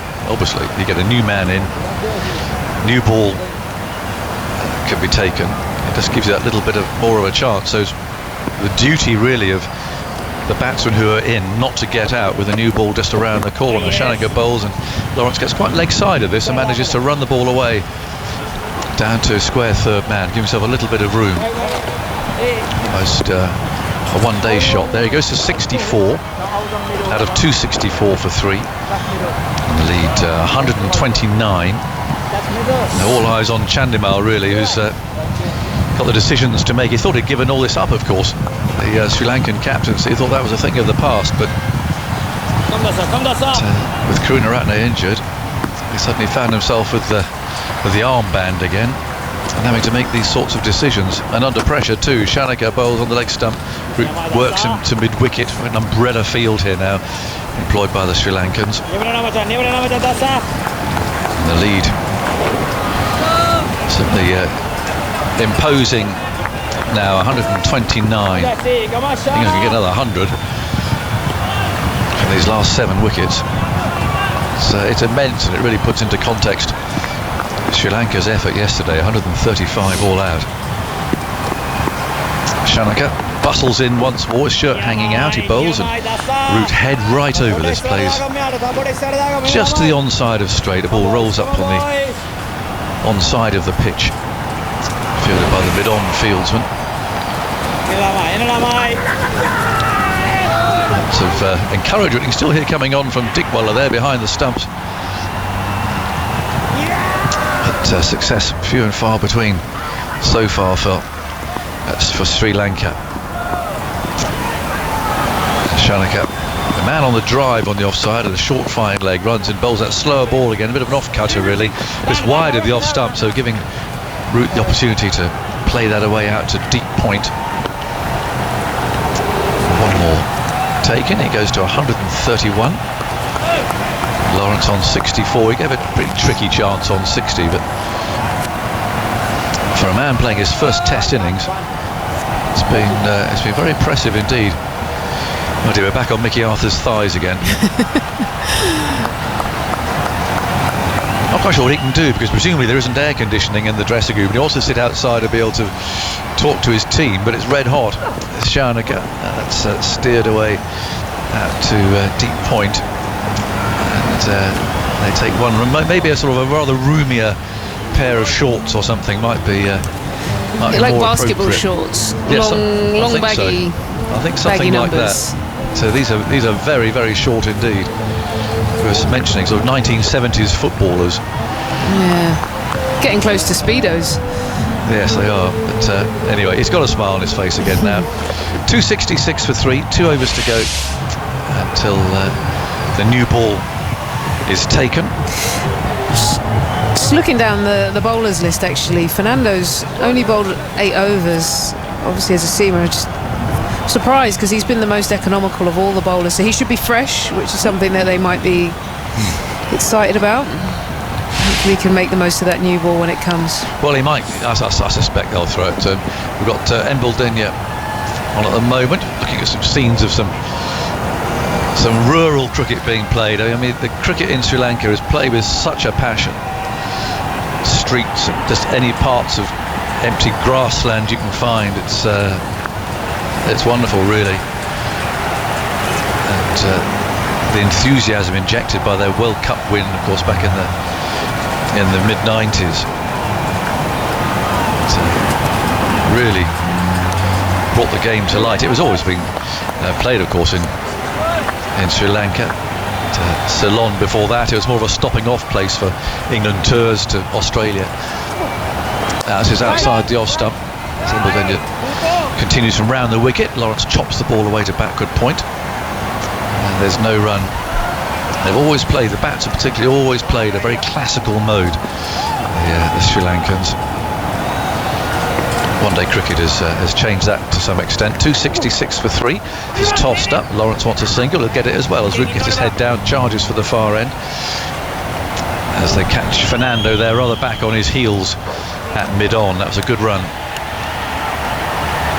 267 for 3. The lead 132. Now Root back down on strike on 131. Only Bairstow dismissed today for his overnight score of 47. Neat low catch by Mendes, but since then it's been Root and Lawrence all the way. And Embaldenia moves in, tosses that up, and Root's down that little dinky little sweep shot again, scaffolding the egrets down at fine leg. Back they come for 2 as Kusal Mendes has been retired from short leg, is now down at controlling that leg side boundary. 269 for 3. Well, that could have been Pereira, actually. A couple of Kusals, of course, in the Sri Lankan team. They tend to put their first name on first on the shirt. This is a lower arm from Embaldenia. Root on the back foot hits out straight to cover. So 138 these two have put on now. A pretty good rate too, under the circumstances. I can hear a bit of a breeze getting up, I think, too. Ruffling the microphones there at Gaul as this is dragged away from outside the off stump, out to deep mid wicket. A chase for Angelo Matthews has kept a pretty low profile out there. Another former captain, of course, doesn't bowl these days. Found skulking round in the long grass. 271 for 3. 1 ball left in this over. Root on 135. It's over his bat once more. Embaldenia bowls outside the off stump. It's short, played away to cover to end that over. The lead's 136. There's 1 over to go until that second new ball. More thoughts on you, Ebony, and then Simon Mann will take up the attack. Yeah, just watching how well Root is playing, actually, his use of the sweep and the paddle, just rotating angles, making sure that they don't get bogged down. So Simon, it just looks like he's in the zone. Obviously the new ball could change things, but England very, very much in control. Well, he wants to make the most of it, Joe Root. You don't often get conditions like this in Test match cricket. Right on top of the bowlers, team right on top of the opponents.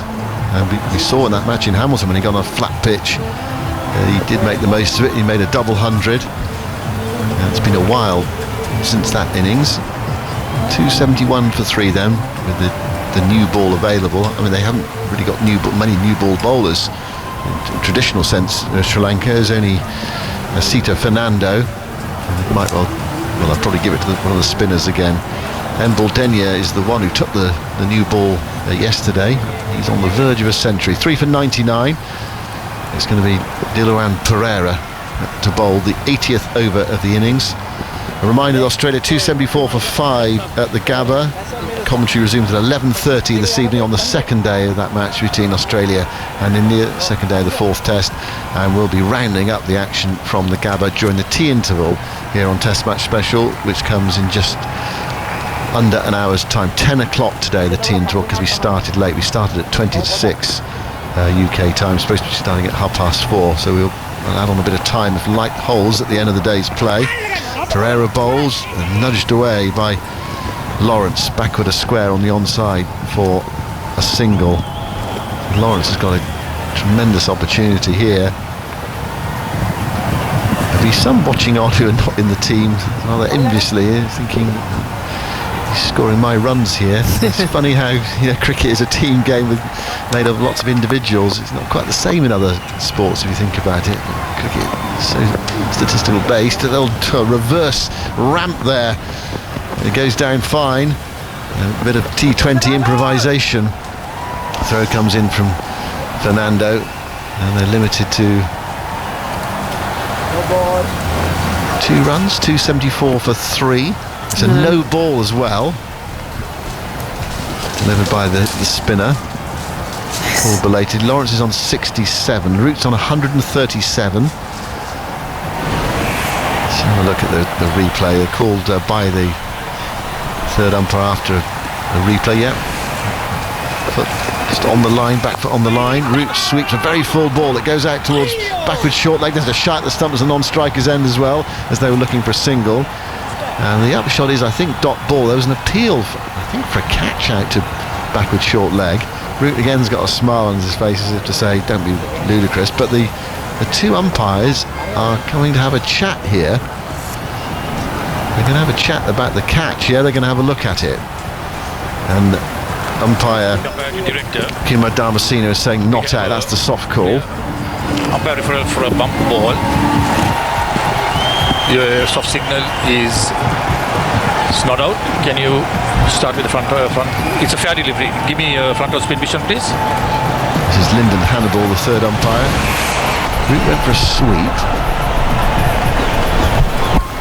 And he's hit it into the ground again. And as we established earlier, if you hit the ball into the ground, it's not a catch. Okay, ball bounces, hits the bat and hits the ground. Clearly ball has bounced. Yes, I'm ready for the dish over the big screen. It's not out. It's not out. What they were appealing for here was bat onto boot out to short leg, and it actually hit the ground. 275 for 3. So we don't need law, whatever it was, 222 to sort that one out. Yeah, it was pretty obvious, that one. Root 137. There's nearly a run out of the non-striker's end. Lawrence looking for a single. Here is Pereira. Well, he went into bowl there, Pereira, and he didn't release the ball. And Root moves away. Just Bairstow out early on today. The lead 140, really punishing now for Sri Lanka. Pereira goes in and bowls to Root, who's back clipping this away through forward square leg. Walk through for a single. They literally do walk. Plenty of time, just conserve energy. It's not the hottest day that Gaul has ever had, because there is a breeze, it's overcast. You get days there where it's about 35 and high humidity, it's high 20s. But it's still hard work out there. Shirt dripping wet. See the sweat on Root's forearms earlier. Here's Lawrence coming forward and playing defensively back up the offside of the pitch. We've still got that bizarre stain on the pitch, so not quite sure what's made that. I mean, it looks a bit two-tone. There's a damp patch on it, but it can't be, because otherwise that would have dried out by now. It's on the middle of the pitch. Here is Pereira bowling to Lawrence. He's back into his stumps, clipping this away into the onside. Tumbling save at mid-wicket. And there is no run. 1 ball left in the over. Lawrence asked the umpire just to check. Fancy a single here to keep the strike. Pereira goes in and bowls. Turns that into the hands of the short leg fielder on the bounce.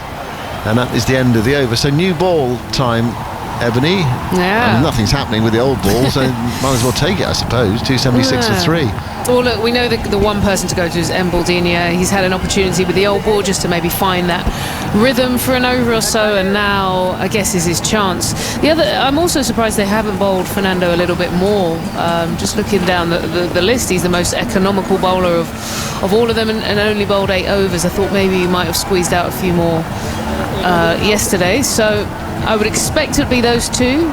I think that would be the most effective partnership, but we'll see what they go for. The new ball has been held up by umpire Rushira Paliagaruga.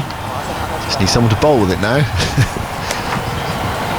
It's another delay. I'm not quite sure what the delay about. Someone's getting some shin pads, or Chandimal's, the captain, is having a long chat with Embledenia. Root is having some treatment, is he? Let's go to results. Dan Lawrence, 67 so far, 34 runs on the offside, 33 on the leg side, and he did have a reputation of being a leg side dominant player.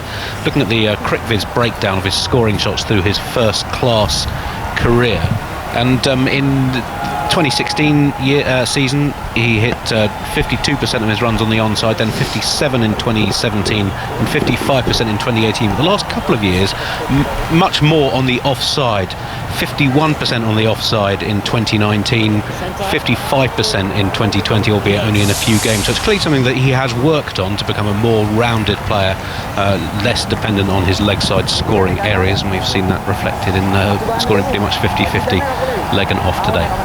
Yeah, I saw a piece by Alistair Cook in his Sunday Times column earlier in the week referring to Lawrence. Here is Embledenia with the new ball, bowls to Root, and it comes nicely off the bat there. He's chopped away down towards third man, and the harder, firmer ball goes away for 4 runs. In truth, it was just a fraction short and a bit wide from Embledenia, so not a great start when you get that new ball. A bit of a toe ender, but it went very quickly off the bat. Yeah, he was talking about Lawrence, as there's a description in cricket, leg side Lenny.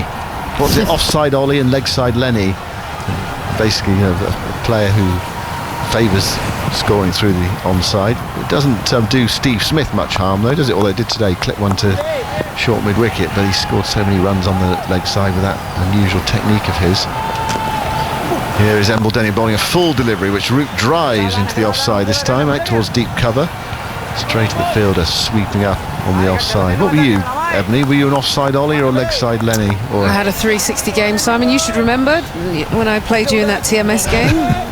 You weren't there long enough, Ebony, before you were out stumped with your backside in the air. Yeah, I went for it. No, I love sort of hitting through mid-on to mid-wicket. Just, yeah, if it was on that off stump, I would naturally just take it slightly to the leg side. Still played relatively straight, but I did like those shots. 281 for 3. Lawrence on 67, goes to 68 now, dropping that short of mid-on. I say Lenny or Ollie. Actually, there must be female names for... Are there female names for leg offside? Side, I don't know, but leg side Laura maybe. Yeah, leg side Lisa. Offside Olivia. And offside Olivia. Okay. Does that work? I think so. Root 143. There's the man on strike. Been there for 220 balls. And ball number 221 is dispatched to the wide long on boundary. It's short from Embledenia. This has been a horrible over with the second new ball. It was short and thrashed away by Root.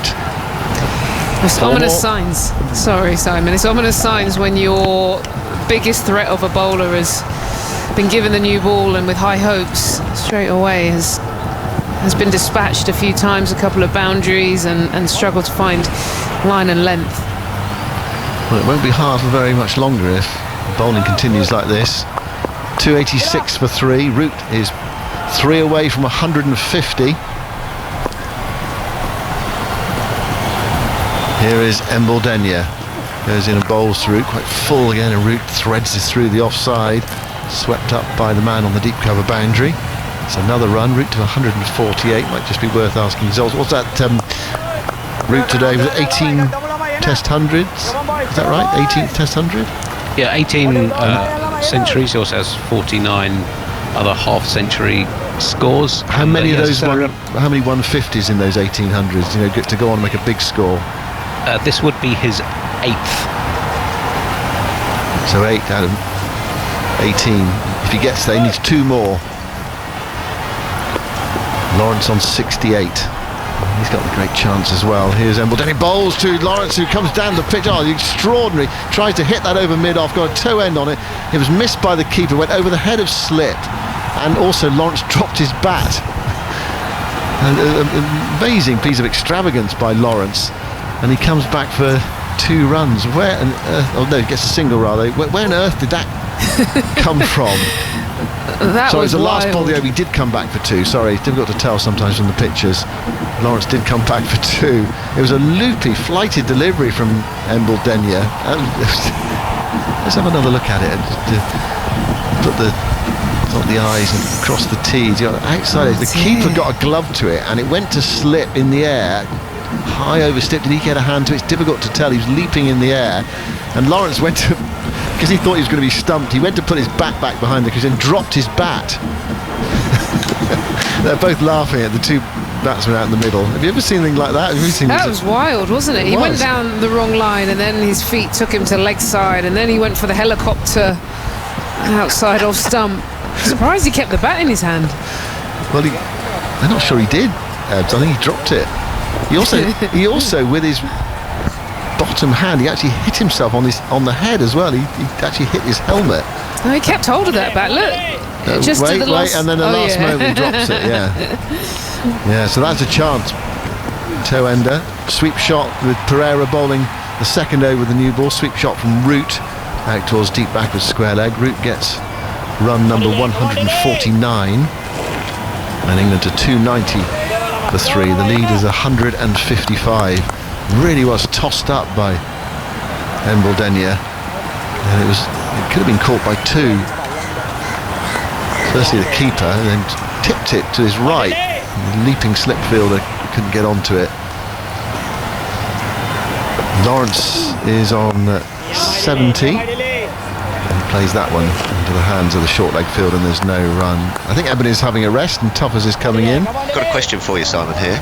Go on. If he would have then, while playing that slog shot, if he'd have then spun round and the bat would have crashed into the stumps. Lawrence goes back to the big turner from big off break from Pereira. If the bat plays it defensively. I know what you're going to say. If the bat hit the stumps, would have been out hit wicket. Yes.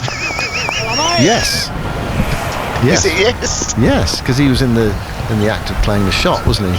He was still sort of in the bizarrely, because it went on for a long time. Forward goes Lawrence, plays that to mid wicket. Sure. And there's no run. Isn't he trying to get back into his crease though? Then. Well, he's still swinging around and playing the shot though, isn't he? Results. Is there a subsection for that? Lawrence plays defensively into the offside, and there's no run. Well, because he was trying to, because he was trying to get back, but he still wasn't in control of his body though, because he was still. I would say he was still in the process of playing the shot. Oh, okay. Wouldn't you? I don't know. Possibly not. I don't know. It's only day 2. Lawrence goes back and plays that into the onside. I'd have to have another look at it again. So he goes for the big swing, and he sort of turns round, and he's trying to get back in the crease and loses control of his bat. So if the bat would have on his follow through, just dropped onto the stumps. Help us. Law 35.2. Are you making this up? Is that absolutely right? No. Go on. No. I never make things up on this show. Everything else I do, mostly made up. Not on this show. But not on TMS. Have some respect for the institution. It's not out hit wicket if the wicket is broken whilst the striker is trying to avoid being run out or stumped. So it is out if you're setting off for your first run. Here is Embel Denyer bowling to Root. He's on 149. He goes for the cut shot, and he misses it, and it's through to the keeper. Root unhappy with himself there. Yeah, but not if trying to avoid being stumped. So it would have been not out. In the umpire's opinion, he was trying to make his ground rather than still in the process of playing a shot. Root on 149 goes back, threads that through the offside, and they're through for a single, and that is Root's 150. Well played. And you feel he's got his sights on a few more here. Yeah. He wants to double it up.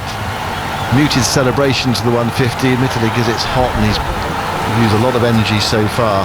Oh, you're going for a triple here, are you, Simon? Well, I mean, double up from. Yeah, no, I meant double 150 is 300. Yeah, you're right. Yeah, but I mean double out. They double the 100 up. I mean. Oh right. Well, he might want to double it out from here as well. He's got the time, hasn't he? He has indeed. He's got the time. Yeah, it's his 8th 150 in tests. 291 for 3 is the score. We're pushed into the offside and there's no run. So if in the umpire's judgment he was looking to make his ground rather than still in the process of the shot not out, if he was still in the process of swinging around and playing the shot, then out. So you might, it would be a judgment call for the umpire, wouldn't it? That would have been That a could go tricky through the judgment. courts for years, that one. It could do. Yeah. Tubbs, you asked earlier on about Root's relative lack of boundaries in his century. Yes, I did. Root sweeps into the deep mid-wicket area. Well remembered. And they come back for 2 more runs. Root to 152. England piling it on here.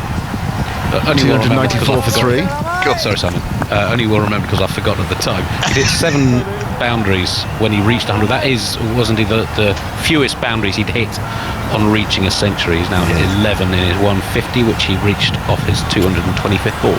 And I think that might be a sort of conscious effort on his behalf. England 4 and over since lunch.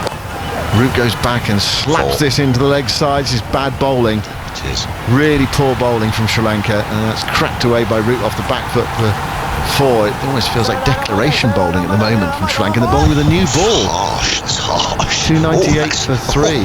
That was a scathing, Simon. That was a shocking ball, wasn't it? From declaration bowling. Embaldania. Yeah, that feeling tough as the new ball is. There's no intensity out there at the moment. No, I couldn't agree more. I mean, I think the wheels have well and truly come off, mate. There's just a lack of intensity, a lack of leadership. Can I say that? Yeah. Embaldania bowls, guided away off the back foot by Root square with a wicket. That's a decent piece of fielding. This is when you need your senior players to, grab everyone together and go, come on, boys, here now. Let's get a field. Let's set some plans. Let's bowl one side of the wicket. Let's have, a little bit of a bit of a push by all of us here to just try and get us back into some sort of position in the game. At the moment they're just wandering around, and you're right, Simon, it's almost a little bit of just turn up, turn your arm over, and what will be will be. It's been very, very poor. 298 for 3. We've had 3 overs with the new ball. England pressing on here, and Sri Lanka have been used to this of late. Of course, they had 2 really tough test matches, so that feeling of Groundhog Day for them. Right, 298 for 3. Daniel Norcross. Thank you, Are sir. you there? I am very much here. You can see I'm here if you look. Yes, look at this. Look at the smoking jacket. Yes, look at the smoking jacket. Yes. 298 for 3. It's carnage. It is. England have scored 171 runs today in 42 overs and had hardly any alarms. And you said, Tuffers, you pointed out that Simon Mann's maths would suggest that Joe Root doubling up would get to 300. Yeah. Well, I was only chatting about this to Henry Moran. I said, there's no imperative for England to declare even really much before tea tomorrow. There's nowhere to go, back to the hotel or anything. There's no reason you can't go out and have a look round Gaul. They could bat for another 80 overs, 90 overs from here. Easily. If Root goes at 2 and over even, in that time, that is his triple 100. Lawrence defends the first ball of the next over from Pereira into the offside, no run, and it seems ridiculous to speculate on someone getting to 300 whether on 156, but he's not looked in any bother at all. No. And for those of a statistical bent, of which there's more than just Andy Zaltzman out there, worked into the onside by Lawrence's next ball, short leg, no run. Were he to end up on 327 not out, it'd take his average to 50. Very good. He hasn't got a double, has he? Has he got a 254 as his highest score. Versus, I can't remember, Pakistan, is that, Andy? Pereira in, clipped away into the onside by Lawrence, and Lawrence, again, he's going very well. He'll be eyeing up that 100 on debut. The sun is out in Gaul. It's perfect conditions against a tiring attack. And the new ball, instead of providing at the moment anything in the way of a threat, is providing an opportunity. Yeah, absolutely. 299 for 3. Sorry, Andy, you were going to say? I'll come to it off this ball. Off this ball. Lovely. Dilruan Pereira, the off spinner, is in, and Root just flicks this up and over through fine leg. There's nobody at short fine leg, and he scampers through for a couple of runs. The only danger is run to Root is, well, it's a combination of run out and exhaustion, because it is quite hot out there. So he has been batting for a while, and it will be humid. He moves to 158, iconic total if ever that was one, and England go past 300. 301 for 3, Andy. Root's high score 254 against Pakistan at Old Trafford in 2016, then 226 in Hamilton November 2019, and an undefeated 200 against Sri Lanka at Lords in 2014. Pereira in again, defended into the onside, forward short leg, no run. He's got 3 Demecs. He has. Wow, that one at Hamilton, Simon Mann would have seen down in New Zealand there. That was on a very flat deck, wasn't it? Pereira in, defending again is Root. You'd say that's certainly not the case with this pitch here in Gaul, but I mean, it's a combination of factors. The bowlers aren't bowling awfully well, but the field's not really set for it. We've hardly... How many maidens have been bowled today, Andy? We keep talking about this with Sri Lanka, but they bowled some yesterday. 3. I reckon 3. Feels about that, doesn't it? Yeah, no more, I reckon. 301 for 3, Root 158, Lawrence 72, 3 maidens in the day. Spot on. In 43 overs. 43 overs, no, that's right. A Demec double century, that is. What's a triple called? Sec. Triple sec. Sec, probably. Yeah. It's all sort of booze related, isn't it? these nicknames. It's quadruple is, I don't know. It's 4. Well, there's only a couple of people. 1. Rob O'Brien. Ryan, yes. Yeah. In tests, that is. Yes. There's been a fair few in first and last wicket. Bill Ponsford, Don Bradman, Archie McLaren, Graham Hick. Yes, 405. 405. Versus Somerset. Might be versus Somerset. I think it might have been. That might have been the thing we were talking about at the time, because I think, wasn't that where McLaren got his 424? Wasn't that also at Taunton? There was a weird quirk. Small ground, flat pitch. Yes. Not so much anymore, of course. Lawrence faces up to the first ball of a new over from Embledenia. You're struggling with that, aren't you? We were just talking about it. I have no idea why. No. It's the M's, the B's and the D's too close together for me. I really don't know why. I apologise. 301 for 3, and Lawrence chops this slightly shorter ball away out to deep point. It's the D. It's the D. The D. Embledenia. That's right. Yep. Lawrence 73, Root back on strike on 158. Again, for people of a statistical bent, he needs to get to 177 to bring up his 8,000th run in Test cricket. He's only 19 runs away. And now then, he's played a false shot for once. It was in the channel outside of the off stump, and he went to play it, drew his bat away at the last minute, but he offered there, and well, Embledenia is the only man who's looked like taking a wicket. Yes, he is. He is the only man who looks like taking a wicket at the moment, that's for sure. And he has as well. Waiting for this again is Root, plays it very late and guides this full delivery. He was a little bit wider down through short third man for a single. 159, he moves. And we were talking. 3 for 3. I was listening to Simon and offside Ollie, leg side Lenny, back foot Barry, and front foot Phil. Front foot Phil. Yeah. Because you were always on the front foot. Yeah, weren't you? It's like to Patrick Patterson. I was more of a back push foot. to the offside.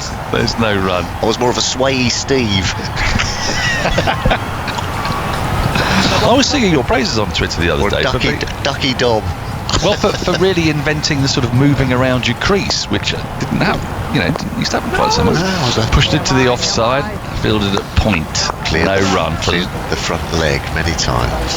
Last ball of the over. 85 have been bowled, 5 with the new ball. 303 for 3, Root 159, Lawrence 73, the lead 168.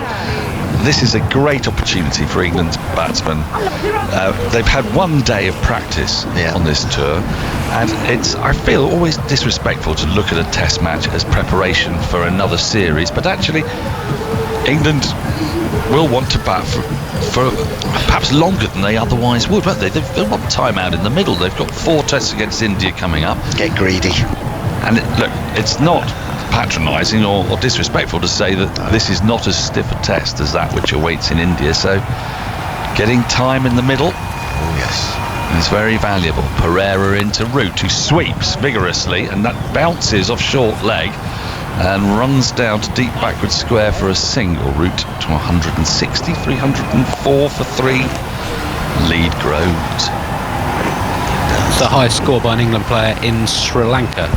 Previously it was Kevin Peterson's rather more pyrotechnic 151 in Colombo. That had 6 sixes and 16 fours. Keaton Jennings made an undefeated 146 in Gaul in November 2018, but Root now tops the list, the highest of England's 13 Test hundreds in Sri Lanka. How many did Robin Smith get?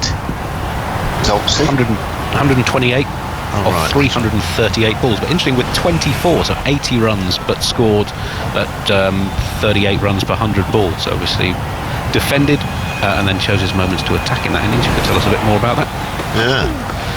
Pereira round the wicket, pushed back to him by Lawrence. There's no run. There was a little break in play there because the sweep shot that Root played off the previous ball did get hit down hard into the ground, which meant that it couldn't be out caught, for those of you who are not sure this confusing day.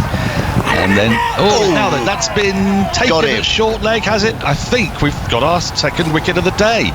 Dan Lawrence fending a ball off from Pereira, bowling round the wicket, and Mendes, who had just been struck hard on the hand by a sweep from Root 2 balls ago, has taken another very sharp catch, this time at short leg. Previously he took one of the slips earlier today to get rid of Bairstow.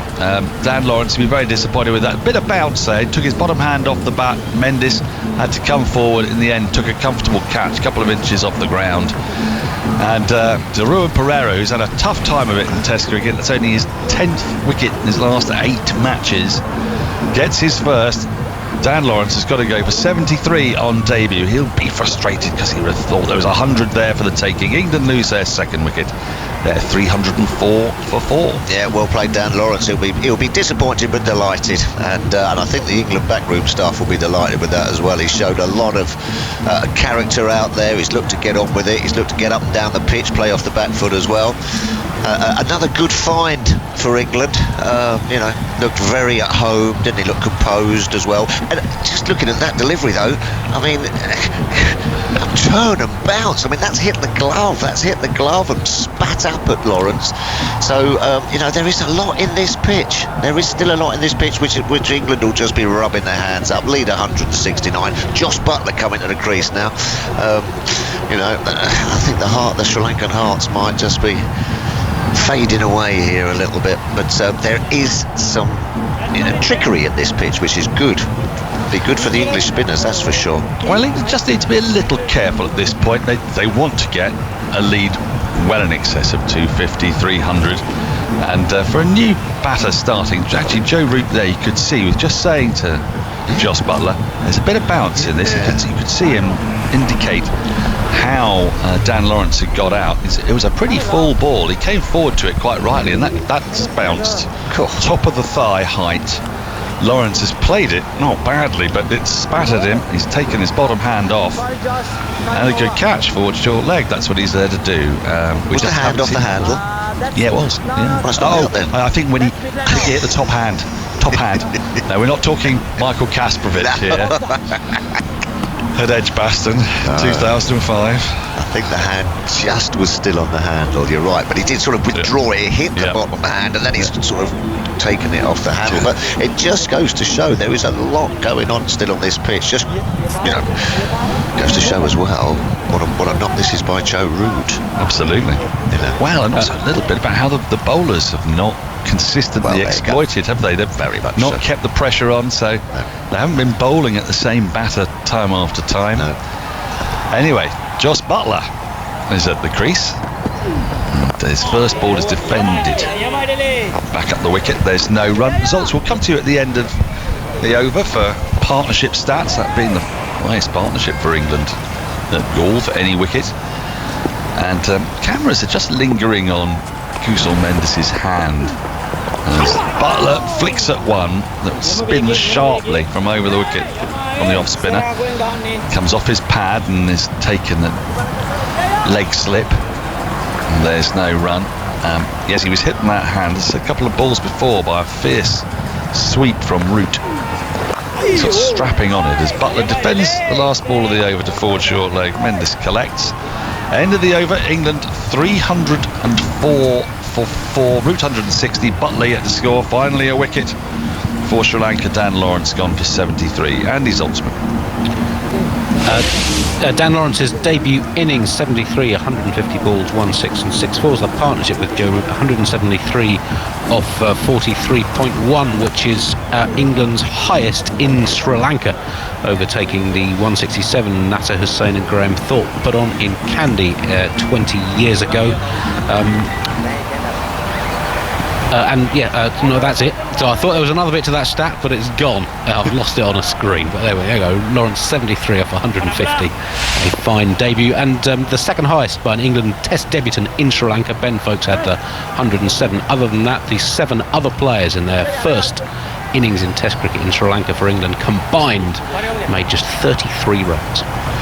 Partnership of 173 in the end. I think Zoltz's Embledenia is in, and Root tucks this full ball off his pads into the onside, and they'll saunter through for an easy single. Root 161. Butler new to the crease. Now he has time to play himself in. He's in a rich vein of form in Test cricket. Had a really good summer in the bubble for England, didn't he? Absolutely. What a partnership that was with Chris Wokes, against Pakistan at Old Trafford. Brilliant, wasn't it? Absolutely made sensational. He got 150, of course, in partnership with Zach Crawley at the Aegeus Bowl, 152, I believe. And so really came to the fore this summer. This is a very different proposition on a turning wicket, but England are strongly placed. His first ball he receives from Embledenia turns back into him from around the wicket. There's certainly plenty in there for the spinners on this Gaul pitch. They haven't always found it. There hasn't been intensity from both ends. That's been part of the problem. And we've seen flashes of it.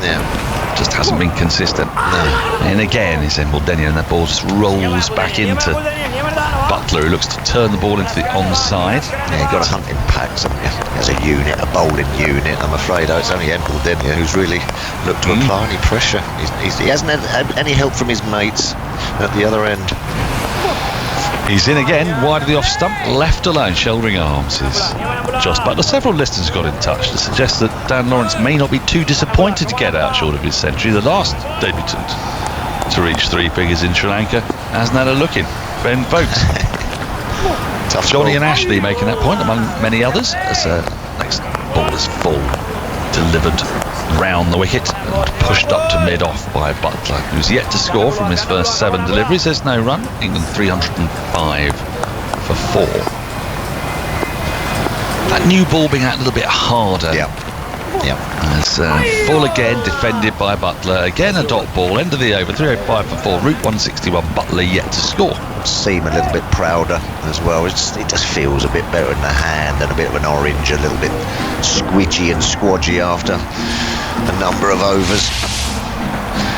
Yes, squidgy and squodgy. Yes. Yeah, don't like a squidgy, squodgy ball.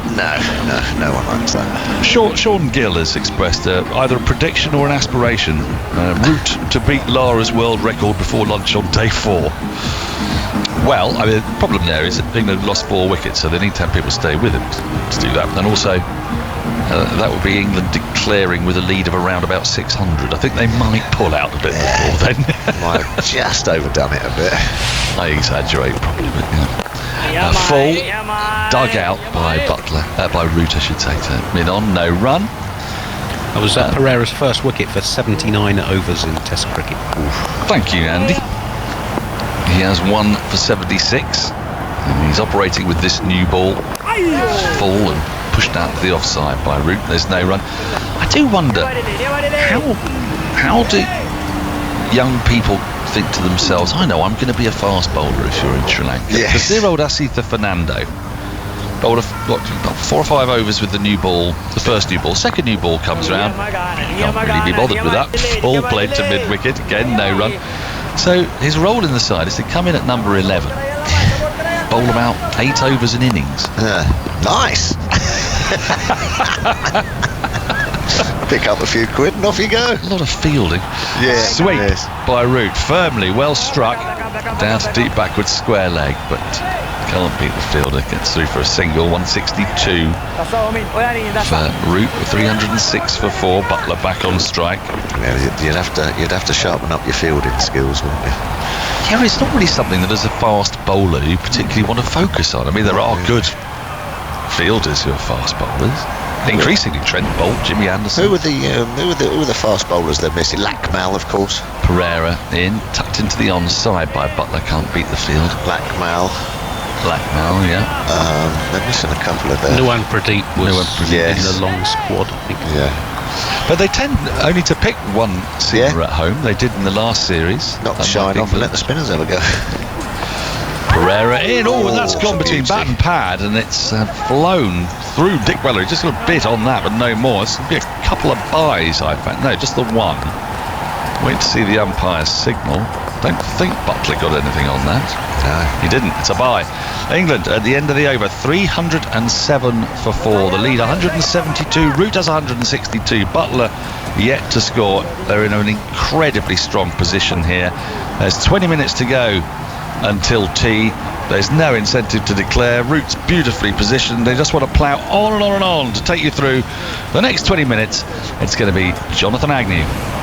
Yes, thanks, Dan, indeed. 20 minutes to go. We'll be catching up on events in Brisbane during the course of that tea break as well. So, and then a very long session after that, because they're making up the time that, of course, was lost this morning with the rain.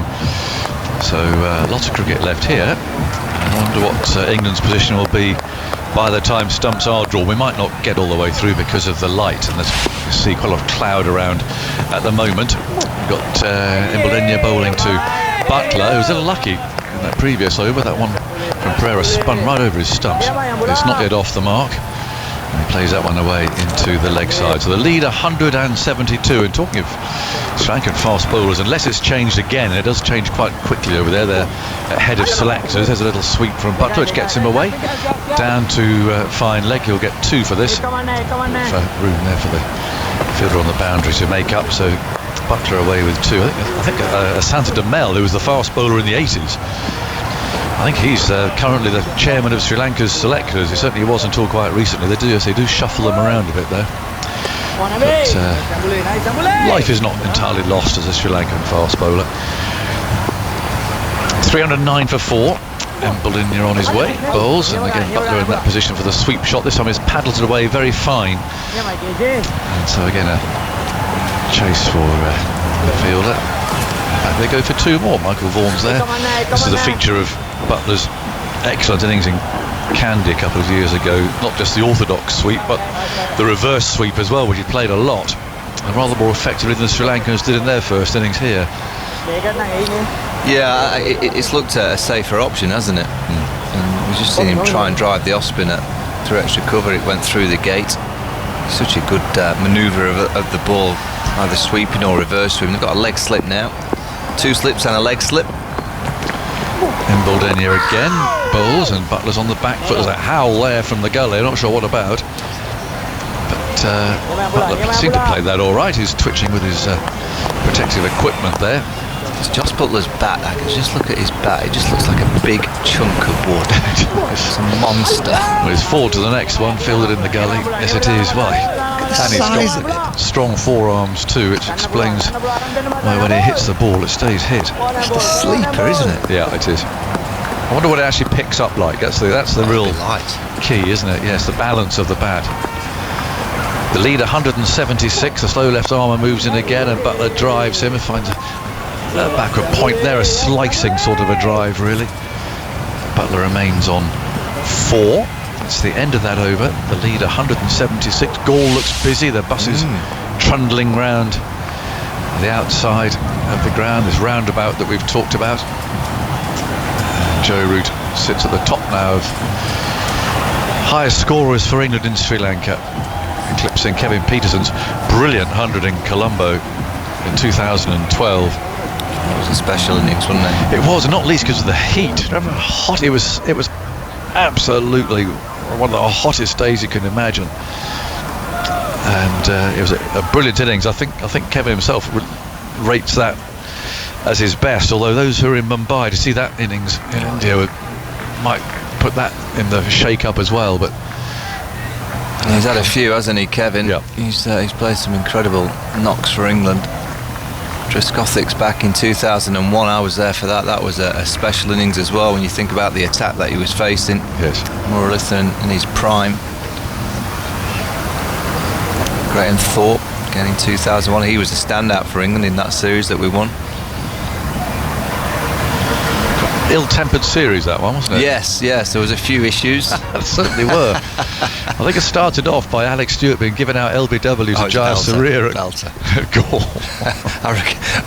We're not lying. I'm pretty sure it was about 2 yards that the ball pitched outside the leg. So he just padded up, didn't he? He did, and he was given out by he was an Indian umpire, I seem to recall. I can't remember which one now, but that set things off. And then we moved up to Kandy, where it really did kick off, didn't it? Umpire BC Correa, who was Sri Lankan after all, made a series of rather unusual decisions. I remember one, I was walking back from the dressing room area at that old ground at Kandy, and so I was actually just behind the slip cordon as Goff, I'm pretty sure, bowled to Jaya Sarir, who hammered the ball hard into the ground, and it flew to gully. An appeal went up and he was given out caught. Yeah, Thorpe caught it, yeah.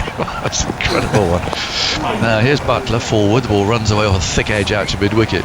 Yeah, that's the series, Aggers, where Crofty got out in goal and he came into the dressing rooms and he threw his bat and it bounced on a couple of the coffins and it smashed the door, which was a glass door. It's Pereira bowling on the leg stump. Butler turns in for a single into the leg side. Yeah, the glass door that was from the dressing room into the toilet. And Nasser Hussain's kit was just to the left, and all the glass landed in Nasser's bag. Oh dear, so that went down well. Oh, it was a belter. It was an extraordinary series. This is tossed up and swept hard by Root, who's played this shot a lot and to great effect too. Moves on to 164 with another single, 314 for 4. But there was a sort of protest at Kandy with umpire BC Correa, who the locals accused of trying to get a British visa, remember? So these banners appeared saying, umpire Correa, your visa's now ready at the British High Commission. He gave so many decisions actually against his side, as it were. Appeals, that one that spins into Butler's pads, but no real intent in that. It's picked up at forward short leg. I think Graham Hick was caught and bowled for naught, didn't walk and was given not out. That's right, yeah. I came in for Hickey in the last test. I played the last test of that series. I'm not too sure whether that was the innings that I know in Kandy he struggled a bit and then he played an iffy shot in the second innings, and then I got thrown into the last test match in Colombo, right, batting at number 6. That was good fun. He literally just knocked it straight back to the bowler and stood there as if to say, well, I obviously wasn't caught and bowled, and the umpire Correa gave him not out. It was a very strange game. I think the captain is one of those rare occasions where the captains were called together before the last test, where they were trying, the match referee got them together to just try and sort things out a bit. It was feisty, and we lost the toss in Colombo, and won the game. Yes, that's right. I think they started well, and then all of a sudden after lunch on day 1, I think we just got abundance of wickets. Yeah. And then I think Crofty, Ashley Giles, Goff Caddick, Craig White. I think Craig White was in there, bowling around the wickets, the left-handers. It was a funny old series. Now the lead 179, 314 for 4, and Buldania continues. He's bowled a lot today, and Root is forward and taps him back up the pitch. Here Dick Weller there encouraging him. He's into his 37th over now, as he's bowled comfortably more than anybody else.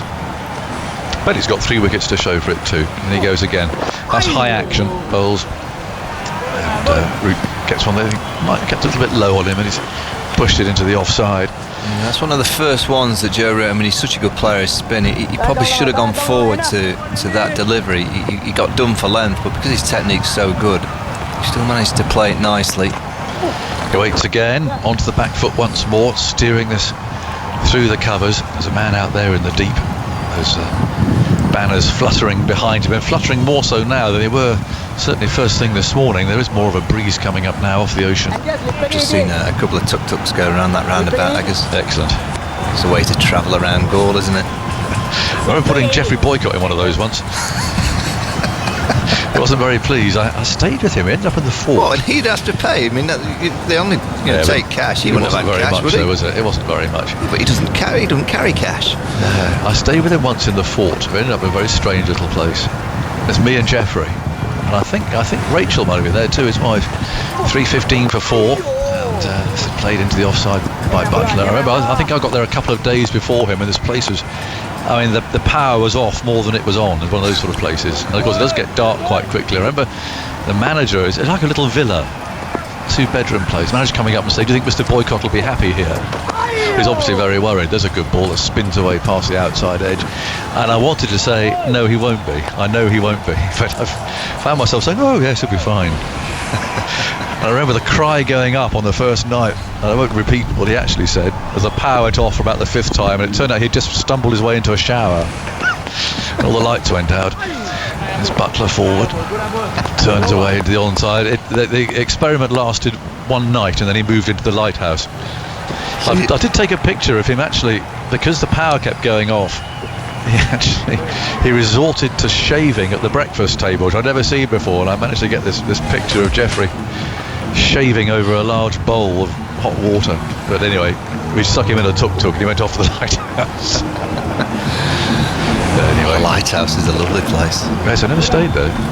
So the players have stayed for years, haven't they? It's a great place to go, and I said yesterday, I mean, Sri Lanka as a whole is a wonderful place to go and watch cricket if you're an England cricket lover. But Gaul is the. But they're all different. I mean, Kandy's a lovely place to go too. It's a bit cooler. But Gaul is just one of those really special places to go, not just to watch the cricket, but to wander around, go in the fort. My wife did a cookery course there last time with Joe Root's mother. Somehow they went off and did some cookery courses together, all local stuff going in the markets and so on. There's so much to do. It's a friendly place. 315 for 4. Root is forward now. It's a run away off the thick edge down a backward point, heading towards tee on this second day. There's 10 minutes to go. And Root, of course, has batted all day, and that takes some stamina. It's all very well looking at the telly and seeing people getting a bit of a sweat on, but with the sun out now, that'll be very, very hot indeed. So it's Pereira bowling to it. Flicked out towards mid-wicket. It's been going since first thing this morning, although there was that delay of rain, but even so, extended sessions. It's up to now sort of 5 hours, I think. Andy, how long has he been out there for? Has it been 4 or 5 hours? Yeah, I guess, 4 hours either. Yeah. Oh, that's a more turn. That bounces away into the leg side. I think Pereira's confidence might have returned a bit after that wicket.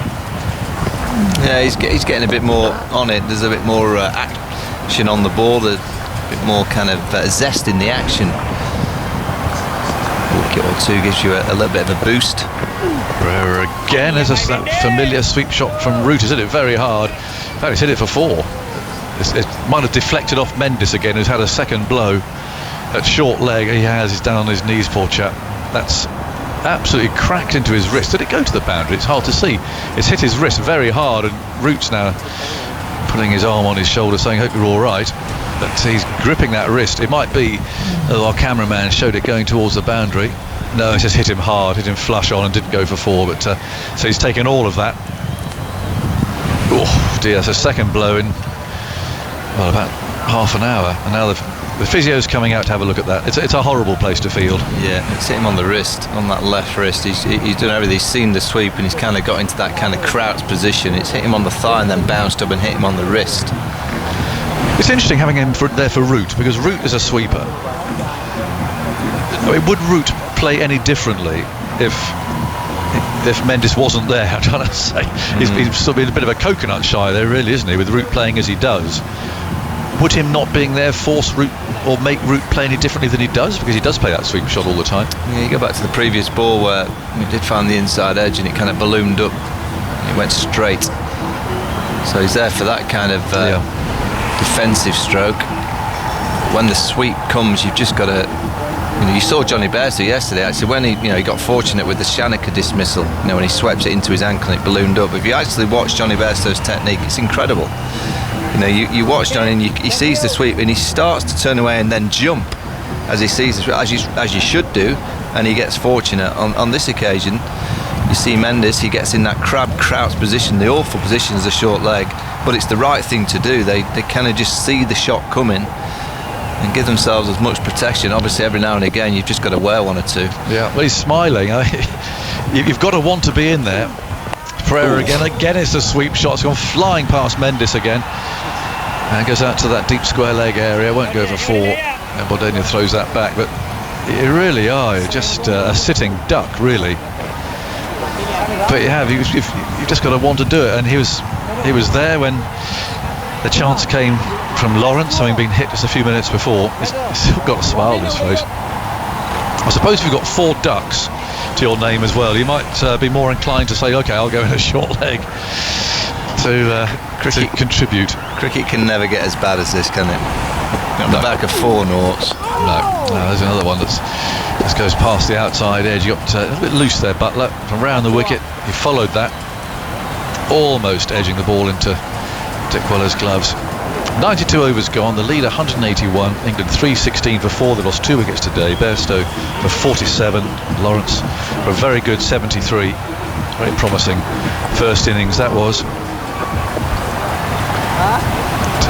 Just the way that he looked out there, really, and the confidence that he displayed going out and playing in a test match for the first time. I talked to his dad at tea, which is nice. Oh, is he down in Essex? I don't know. I'm just looking at my list of things that I'm doing at tea, and he wasn't there. So obviously a late addition. What's his dad called? He's the groundsman, of course, at Chingsford. His brother's a wrestler, of course, so better be careful what we say.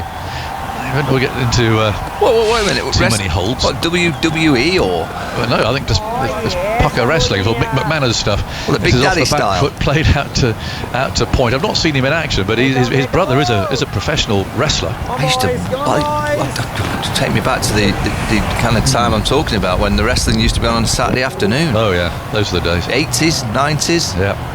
Giant haystacks. Big Daddy. Mick McMahon was the man, and I remember my dad always used to watch the wrestling, and we used to sit there and watch it on a Saturday afternoon, and I remember being amazed. One of the first times I went up to our old commentary box in the Lord's Pavilion.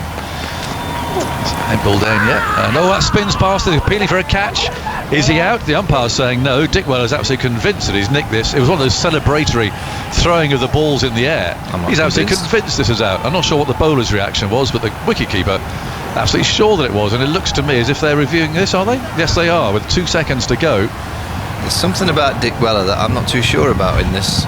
I'm not convinced he's snuck this one. Peer review for caught behind. Well, it's a fair delivery. They'll only have one review left if he has convinced his captain here to call for this review. The umpire gave it not out, but it was an immediate appeal from Dick Weller, and he threw the ball in the air, I'm sure, as he celebrated, but looking at it, did turn. Okay, here's pass close to the bat. Difficult to tell from that, but I've already established my eyes have gone today, so I'm not going to comment on this replay. What do you think, Michael? I don't think he's missed that. Cannot see anything from there. Give me Aldridge, please. I think he's missed it. Mr. Hannibal thinks he's missed it, but we'll wait for the ball tracking. Okay, Aldridge coming. Waiting now. It's coming. Absolutely straight line. Okay, it's a flat line when the ball passes the bat. It's a clear flat line.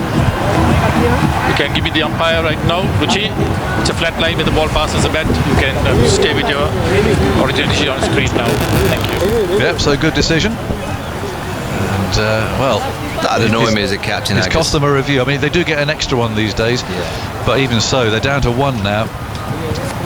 That would annoy me. Yeah, there's no sound of anything. Well, his bat's not near the ground. Sometimes the bat hits the ground at the same time, and it's a tough one, but his bat's away from his body, his bat's away from the ground. You'd be annoyed with the keeper for that. Yeah. Well, let's see what Butler does now. He drives, finds point, and there's no run. 3:17 for 4, so Butler remains. Yes, so I went up the stairs at Lord's, up to the top of the pavilion, one of the early times, and there, sitting there with his MCC tie on and everything, was Mick McMahon. I thought, my word, what on earth is he doing here? It's on the back foot this time. Butler plays into the offside. I mean, he was a baddie. You remember Mick McManus? He was a baddie. Yeah. He used to jump up and down and then distract the referee and then stab his opponent in the eye or something. And all the women on the front row would get very cross and throw handbags at him and so on. And back in those days, Embledenia bowls, and that's driven out to cover.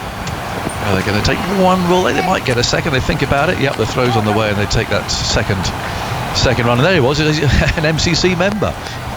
So your interview at tea time with Dan Lawrence's father will go, well, Dan played pretty well. Yeah. Well, anyway, what about the wrestling? Well, let's be careful. We don't want to send his brother round if we're rude, do we? So, it's where Dan grew up, on the ground, watching his father preparing the pitches and so on. This is outside the off stump, and Butler allows that to go by. So that failed review, another over ticks away. 319 for 4. It's a shame, isn't it, for part of England tours, especially these days, is that parents and families can go and watch, and you can go and watch your son making a test debut. It can't happen at the moment, which is a great shame.